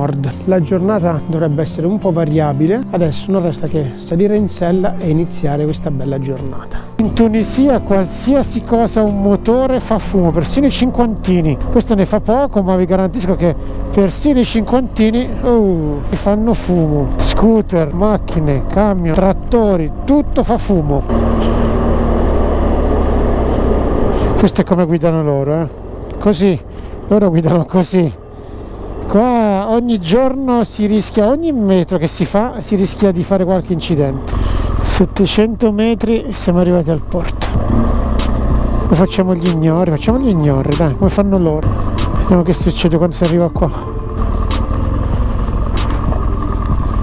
Fermiamoci qua, vediamo che succede. Vi posso garantire che c'è una anarchia totale. Stanno scendendo quelli del traghetto, guardate che assembramento che mi hanno detto vai lì, come si dice da noi, attac luciucci, nuovo patron. Inevitabilmente penso agli imbarchi che si fanno in Norvegia, no, guardate qua, quelli stanno scendendo e gli scooter già stanno salendo. Questo qui sta pressando per salire, dove cazzo vai che non c'è spazio? C'è una macchina che è lungo come un tir, dove cazzo spingi che vai? Cioè è pazzesco ragazzi, è anarchia totale qua. Se è anarchia totale lo faccio pure io, faccio così. Mi parli arabo, proprio ci siamo alla grande. Ok, mettiamoci così, speriamo che tutto vada come deve andare. Come la sposto di qua? C'è questo. Vediamo se riescono a farmela cadere la moto, dai. Impegnatevi, vai, go. Top, preciso. Anche questo mi sta stalkerizzando questa roba, non so cosa vende. Top, adesso voglio vedere come esci però. 9:29, stiamo lasciando Gerba. A me nessuno ha avuto a chiedermi nulla per il biglietto, Non ho visto controllori in giro, non ho visto nulla. Anche questo è il bello della disorganizzazione. Siamo tornati sul continente, si punta verso nord. Adesso ci attendono 370 km. Conto e spero di arrivare nel primo pomeriggio in maniera da fare il check-in e tornare in un posto che mi piacerebbe rivedere, molto particolare di Kairouan, non semplice da trovare perché il Casbah di Kairouan è un dedalo di vie che non ve lo dico neanche, ma voglio essere ottimista, cercherò di perdere meno tempo possibile lungo la strada, giusto il tempo di fare rifornimento e pedalare, ecco. Guardate che incontri particolari in autostrada. Sono momentaneamente uscito dall'autostrada per far benzina perché in autostrada non c'è la pompa di servizio. Tra l'altro eccolo qua il benzinaio pure. Vabbè, facciamola quello ufficiale, va. Sta a 5 km da qua. Tra l'altro stavo rischiando di fare un frontale con un coglione, un emerito coglione. Adesso cerco di recuperare le immagini dalla dashcam qua davanti perché mi fermo a fare benzina. Ho visto veramente la morte in faccia, guardate. Lui stava sorpassando un camion, non c'era neanche molto spazio, per fortuna ho rallentato, in qualche maniera ne sono uscito sano, ecco. Alla fine la pompa di benzina che mi dava il navigatore era dismessa, era chiusa. Per fortuna ce n'era un'altra lì vicino, ho fatto benzina. Adesso rientriamo in autostrada e proseguiamo verso Kairouan. Questa è roba da pazzi, guardate qua che devo fare. Cioè, devo spostarmi qua.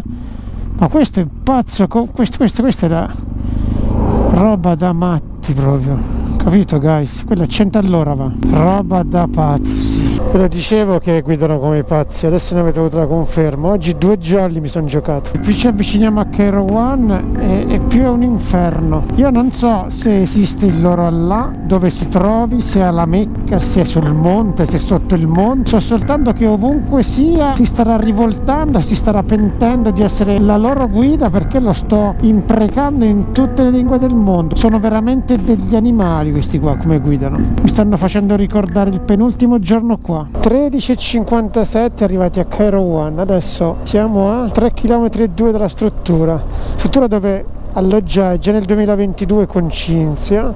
Una bella struttura con tanto di parcheggio interno, siamo abbastanza vicini al centro. All'epoca ricordo che spendemmo in 2 per una notte 55 euro, adesso da solo una notte 67. Non è che ci siano molte altre alternative perché alcune strutture sono proprio in centro all'interno della Medina e sinceramente è un groviglio di vie che muoversi col GS diventa semplicemente un incubo. Preferisco spendere qualcosa in più, avere anche il parcheggio tranquillo e poi mi muoverò a piedi. Che manca 1,3 km, ci siamo quasi.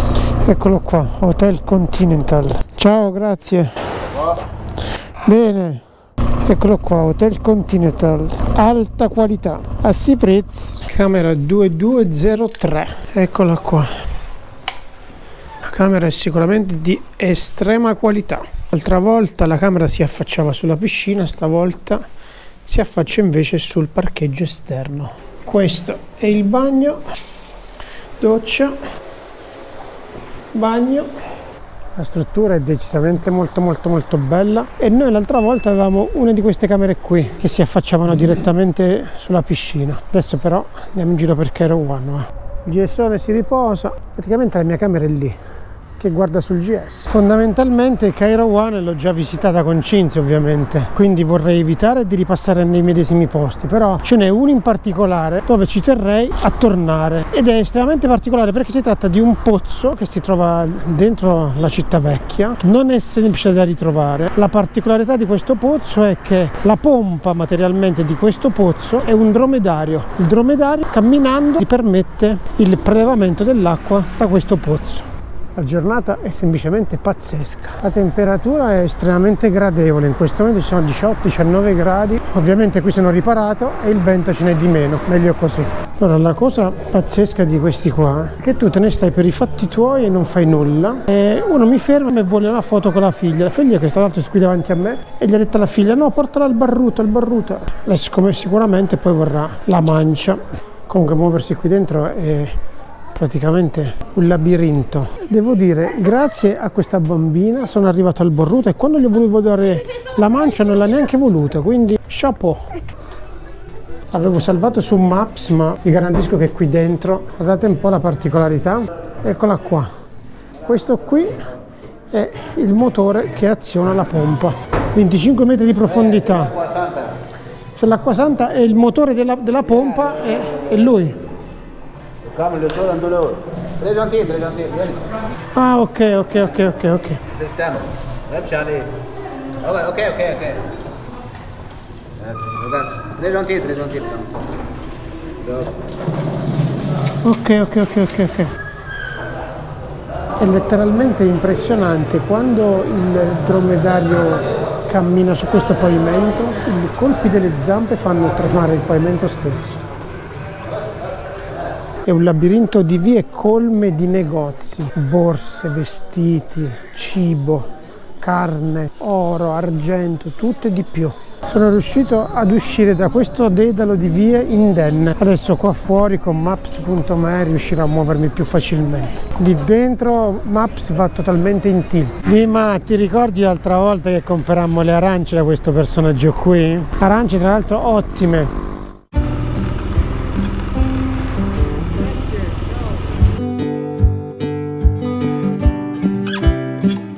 Guys, buongiorno! Ultima alba in quel di Tunisia. Adesso stiamo puntando Biserta. Mi piacerebbe visitare un ultimo posto. Il posto si chiama Cape Angela. Intanto facciamo benzina. È la parte più a nord del continente africano. E dopodiché ce ne torniamo onestamente a Tunisi a prendere la nave. Ma intanto facciamo benzina. Pieno, grazie. Come stai? Full. Bene, tu? Bene, grazie. A posto. Una bella giornata anche oggi. Roma, Napoli, Milano. Milano. Oh, Sei stato a Milano? bene Milano. Sta meglio qua per il tempo. Come ti chiami? Massimiliano. Tu? Sir. Il nostro amico Sir ci ha fatto benzina, molto simpatici anche i benzinai, chiedono sempre da dove venite e state pur certi che loro sono già stati in Italia, almeno a loro dire. Comunque oggi ci attendono 345 km all'incirca, giornata meravigliosa come meteo. Le previsioni dicono che potremmo trovare anche un po' d'acqua da qualche parte, poca roba però potrebbe esserci. E comunque ragazzi, anche oggi sferza un bel vento qua in Tunisia, vento a circa 50 km/h. Basta vedere le piante come si muovono, come guidano loro. Ma faccio vedere su che strada siamo. Guardate qua, se viene qualcuno o non viene, a questi non gliene fotte nulla. Ieri così è successo, che io venivo dal lato opposto e mi sono dovuto mettere là. È un mezzo inferno in questo momento, tra il vento e i camion è qualcosa di veramente impegnativo, ecco. Siamo arrivati al casello di Tunisi, adesso che bisogna pagare, da pagare. Come ci si avvicina a Tunisi è palpabile lo stress della città. È un po' come quando si entra in tangenziale a Milano, che sia lunedì, che sia martedì, che sia sabato, che sia domenica, si va tutta, cioè si corre come se non ci fosse un domani, a prescindere da meno se uno ha fretta, si va. Ora in corso ho dovuto cambiare strada, sto passando per il centro di Tunisi, ragazzi, è un dramma allucinante. In città c'è da aver paura. Ogni centimetro che farete rischierete la vita. Adesso andiamo in direzione Bizerte.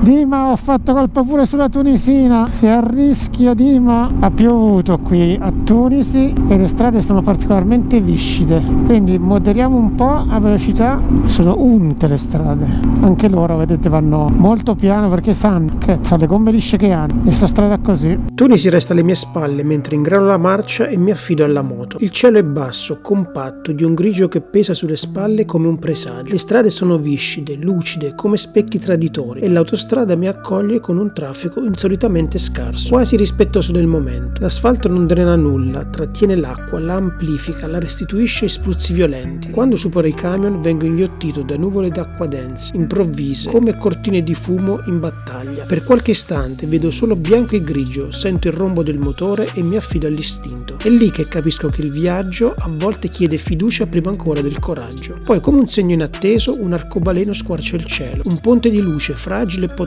allo stesso tempo. Mi ricorda che non bisogna mai smettere di crederci, che anche nelle giornate storte esiste una direzione, un senso. Proseguo con lo spirito più leggero, mentre le nuvole corrono veloci, spinte dal vento, come se anche loro avessero fretta di andare altrove. La pioggia continua, ma dentro di me cresce una certezza. Prima o poi finirà. Arrivo a Biserta e vengo travolto dal caos. Il traffico è allucinante, compatto, nervoso. Attraversarla è una prova di concentrazione e pazienza. Tutto si stringe, si incanala sul ponte che sovrasta il canale, un imbuto di lamiere, clacson e acqua che scorre ovunque. Respiro, avanzo, supero anche questo ostacolo. Ora resta solo l'ultimo sforzo, gli ultimi chilometri verso Cape Angela, il punto più a nord dell'Africa. La pioggia non dà tregua e le strade rotte e sfinite non sembrano più strade ma torrenti in piena. L'acqua scava, trascina, mette alla prova ogni metro percorso. Ma io continuo perché certe mete non si raggiungono solo con le ruote, si conquistano con la determinazione, con il rispetto per la strada e con la consapevolezza che ogni difficoltà rende l'arrivo infinitamente più grande. Ho visto dove il monumento è alle mie spalle, ma qui non è il caso di arrivarci con la moto. È profondo, tutta sabbia. Adesso vado alla moto che lascia tutta aperto, la chiudo. Guardate qua che roba. Se fossimo stati almeno in due avrei azzardato, ma passare qui sinceramente è quasi certo cadere. Vado a chiudere la moto, spero di arrivare al monumento. La lascio lì sperando che nessuno la tocchi. Qua l'acqua ha fatto dei disastri allucinanti, è un chilometrino così, piove. Tra l'altro adesso inizia pure una bella pendenza, quindi non è il caso di andarsela a cercare, ecco, perché vedete fino a qui più o meno si riuscirebbe anche ad arrivare. La moto è qua sotto, però sinceramente lì è cadere al 100%, e comunque anche qui scendere quando è tutto bagnato, fango, sabbia, non è proprio il massimo. Queste sono le condizioni delle strade qua. Adesso cerco di accostare il GS più in là, in maniera che se qualcuno deve passare ci passa. Chiudo tutto e cerco di arrivare dove c'è l'icona del capo. Eccolo lì, davanti a voi il punto più a nord del continente africano. Il mare è incazzato nero, chissà stasera come andrà la navigazione. Molto probabilmente mi prenderò la Xamamin anche a sto giro qua. Eccolo qua, davanti a me, Cape Angela, il punto territoriale più a nord del continente africano. Tanta roba sto posto qui. Speravo di arrivarci, non sono potuto arrivare in moto, ci arrivo a piedi. La mia intenzione era qui a Cape Angela di fare il punto della situazione di questo viaggio, ma vorrei farlo senza casco, con più tranquillità e guardandovi in faccia, quindi lo farò. Lungo la strada troveremo un posto dove accostare e vi dirò quello che questo viaggio ha suscitato, sta suscitando dentro di me. Sicuramente arrivare qui e con questo tempo soprattutto è ancora più forte l'emozione che dà. Poi faremo il punto e sicuramente sarà estremamente interessante.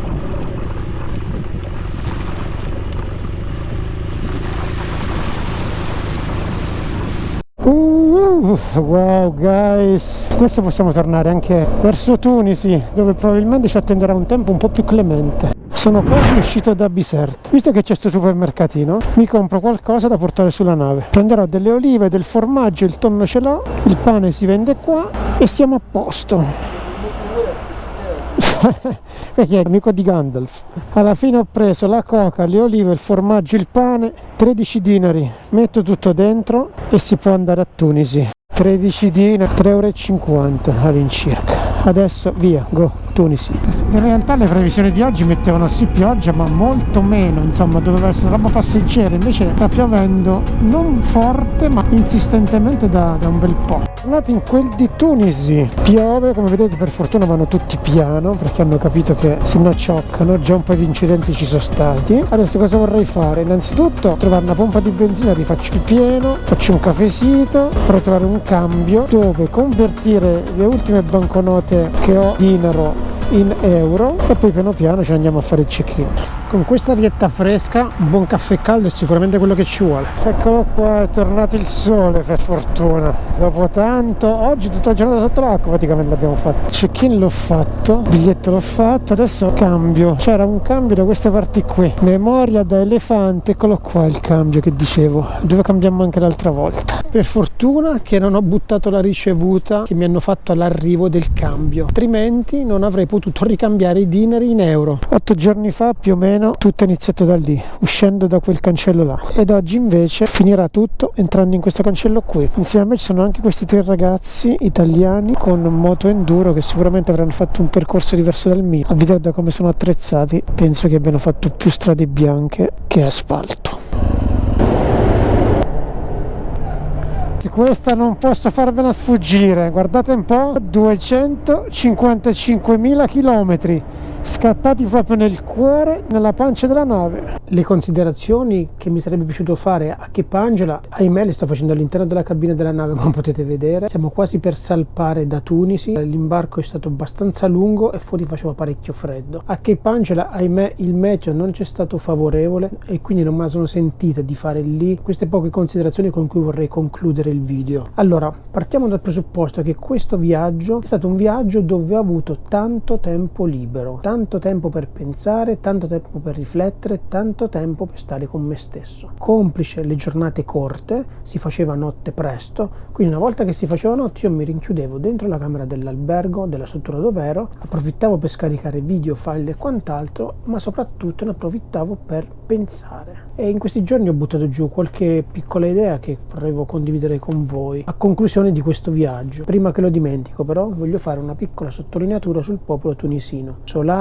disponibile, accogliente. Questo mi sento assolutamente di dirvelo. Mi ha fatto sentire come a casa, quindi non ho avuto mai il senso del pericolo. Anche quando la polizia ci ha scortato da Tunisi a Gafsa sono stato sempre tranquillo, non ho mai respirato quest'aria di pericolo. Ecco, il popolo tunisino è estremamente accogliente, solare, positivo nei confronti di chi va a visitare la propria terra. Ogni viaggio inevitabilmente cambia le persone e quindi si rientra a casa con consapevolezze diverse, con un bagaglio culturale differente. Sarebbe una cosa poco positiva se si tornasse a casa così come si è partiti. Questo viaggio, in cui ero partito con basse aspettative, in realtà si è rivelato un viaggio estremamente positivo. Ho visto alcuni posti dove già ero stato con Cinzia nel 2022 e ne ho visti altri dove non ero mai stato. Torno a casa con una bella conferma. La conferma è che chi meno ha più ha, chi ha meno sta meglio. Adesso arrivo al dunque. I tunisini vanno in giro con auto che da noi neanche allo sfascio si trovano più. I loro motorini sono vecchi, arrugginiti, si tengono su con i fili di ferro. Spesso e volentieri le loro case sono fatiscenti. Probabilmente tanti di loro non sanno né se né cosa mangeranno a pranzo e a cena. Diversi di loro non hanno persino i denti. Questo per dire che cosa? Che vivono veramente dell'essenziale. A volte manca anche l'essenziale. E tutti loro erano sempre con il sorriso stampato nel volto. Ma la cosa che sorprende è la loro dignità. Nessuno di loro mi ha chiesto un dinaro per il gusto di chiedere soldi. Chi chiedeva soldi è perché voleva vendere o un servizio o un bene. Questo mi ha fatto estremamente riflettere, perché noi, a differenza di loro, abbiamo tutto e siamo perennemente scontenti, infelici, tristi. Questo perché ormai siamo bombardati da pubblicità, social, TV, qualsiasi cosa che ci spingono verso il superfluo. Hanno nulla eppure hanno tutto. Noi abbiamo tutto eppure siamo perennemente tristi, siamo perennemente alla rincorsa di qualcosa che ci manca. Ci manca 30 per fare 31, si dice alle parti nostre. Perché questo? Perché c'è una società, i social, TikTok, YouTube, Facebook, la pubblicità è un continuo martellarci sul rincorrere qualcosa che non si ha. Vi faccio un esempio molto banale: uscì il 1250, tutti quanti a svendere il 1200 per correre a passare il 1250. È uscito il 1300, tutti quanti a svendere il 1250 per passare al 1300. È uscito l'Adventure, gente che regala il 1300 standard per correre a passare l'Adventure. Lo comprano e se ne sbarazzano dopo poco. Perché? Perché ormai non si fanno più sacrifici per raggiungere determinati obiettivi. Tempo fa, prima che si potesse comprare tutto a rate, dalle vacanze ai cellulari, ai computer, alle moto, alle macchine, a tutto quanto, prima se avevi i soldi compravi quel prodotto, se non avevi i soldi dovevi fare i sacrifici, quindi tu a quel prodotto davi la giusta considerazione, il giusto peso. Adesso, pagando tutto a rate, quel valore che prima era forte in quell'oggetto che andavamo a comprare adesso è quasi svanito, non c'è più nulla. Anni fa un certo Schopenhauer diceva che la vita oscilla tra la noia e il dolore. Il dolore, cioè tu soffri perché vuoi qualcosa, quindi ti logori perché non ce l'hai, poi raggiungi quell'obiettivo, riesci a comprare quell'oggetto, a raggiungere quell'obiettivo che ti eri prefissato, però questa felicità svanisce in un nulla, perché poi subentra la noia che poi ti porta di nuovo in quel circolo vizioso dello star male per un altro oggetto, per un altro obiettivo da raggiungere. Una volta raggiunto, la felicità dura nulla ed c'è questa ruota continua tra la noia e il dolore. Ecco, noi siamo entrati esattamente in quel loop lì. Io da questo viaggio mi porto a casa il fatto che, premesso che tutti abbiamo i momenti no, anche io c'ho i momenti no, come ce li abbiamo tutti, però quello che voglio dire è che questo viaggio mi ha dato ancora di più la consapevolezza che bisogna puntare su quello che si ha e non su quello che si vorrebbe avere. La vita non dà sempre delle carezze, anzi spesso e volentieri dà degli schiaffi, però bisogna vedere il bicchiere mezzo pieno piuttosto che mezzo vuoto. Bisogna gioire e godersi le cose che si hanno e non quelle che ci piacerebbe avere. Altrimenti facciamo, come diceva Schopenhauer, rincorriamo questa felicità ma non la raggiungiamo mai. Una volta che la raggiungiamo poi continuiamo a star male per la vita a venire. La vita è una, la vita va vissuta bene, ma soprattutto va vissuta per quel che ci offre, per quella che è. Facebook, TikTok, la pubblicità sono un continuo proporre stereotipi di gente che ha soldi. Oggi il web è per il 90% finzione. Vi faccio un esempio: TikTok, qualche settimana fa l'ho visto a una trasmissione in TV, un famoso TikToker che ostentava ricchezza a destra e a manca si è scoperto essere un emerito morto di fame. Ma quello che mi interessa porvi l'attenzione è proprio questa smania dell'apparire. Oggi è soltanto apparire e non più essere. Quello che vorrei rimanesse di questo viaggio è che bisogna essere felici di quello che si è e di quello che si ha, non di quello che si vorrebbe essere o di quello che si vorrebbe avere. Perché questa rincorsa verso quello che si vorrebbe essere è semplicemente una finzione, una bugia. Ma le bugie sono facili da raccontare agli altri, le bugie sono molto difficili da raccontarle a se stesse. Oggi se non hai un profilo Instagram da 100k non sei nessuno. Oggi se non hai un canale YouTube da 100.000 iscritti vali zero. Non è vero, perché oggi sul web qualsiasi cosa voi la potete comprare. I like di YouTube, il numero di iscritti, il numero di visualizzazioni, i like sui post, potete comprare i commenti, potete comprare qualsiasi cosa. Oggi il web è soltanto finzione, fumo agli occhi, e tutto ciò non fa altro che creare illusioni, creare finzione, bugie, apparenza, e si creano clienti per gli psicologi, perché tutti in psicanalisi vanno. Perché ho detto che questa smania di apparire diversi da quello che si è crea tanti clienti per gli psicologi? Perché si può mentire agli altri possiamo far credere che noi siamo i numeri uno, che noi abbiamo i soldi, che noi siamo felici, che noi non ci manca nulla. Quando la sera vi chiudete in una camera come questa e state solo con voi stessi, lì c'è poco da mentire. A voi stessi non potete mentire. Tu puoi mentire al tuo datore di lavoro, puoi mentire a un conoscente, puoi mentire al vicino di casa, ma quando tu la sera ti chiudi in una stanza e stai da solo con te stesso, lì è difficile mentire, ed è lì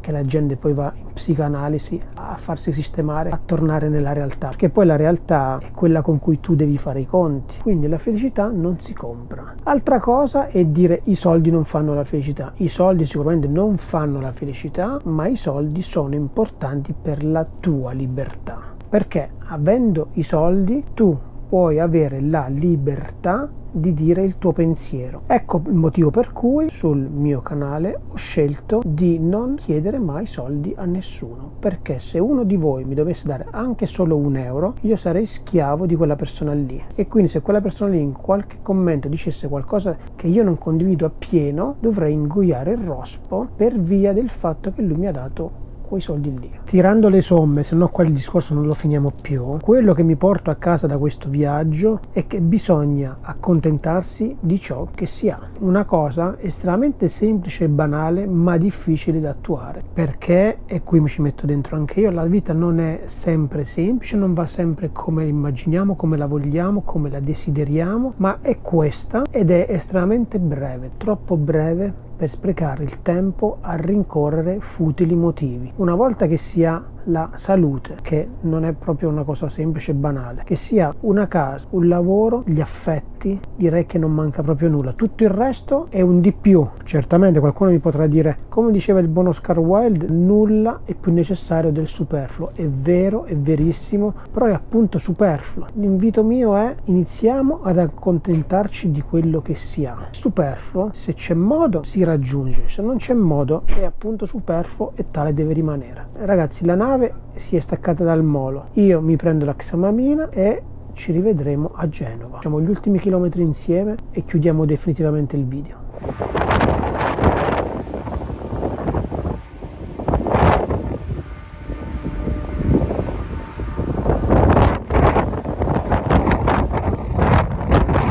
La nave è arrivata addirittura con 1 ora e mezza di anticipo, lo sbarco è stato velocissimo, aspettavo che qualche grado in meno, credo che mi posso anche alleggerire un po', mi ero coperto come se non ci fosse un domani, ma forse conviene alleggerirsi un pochino.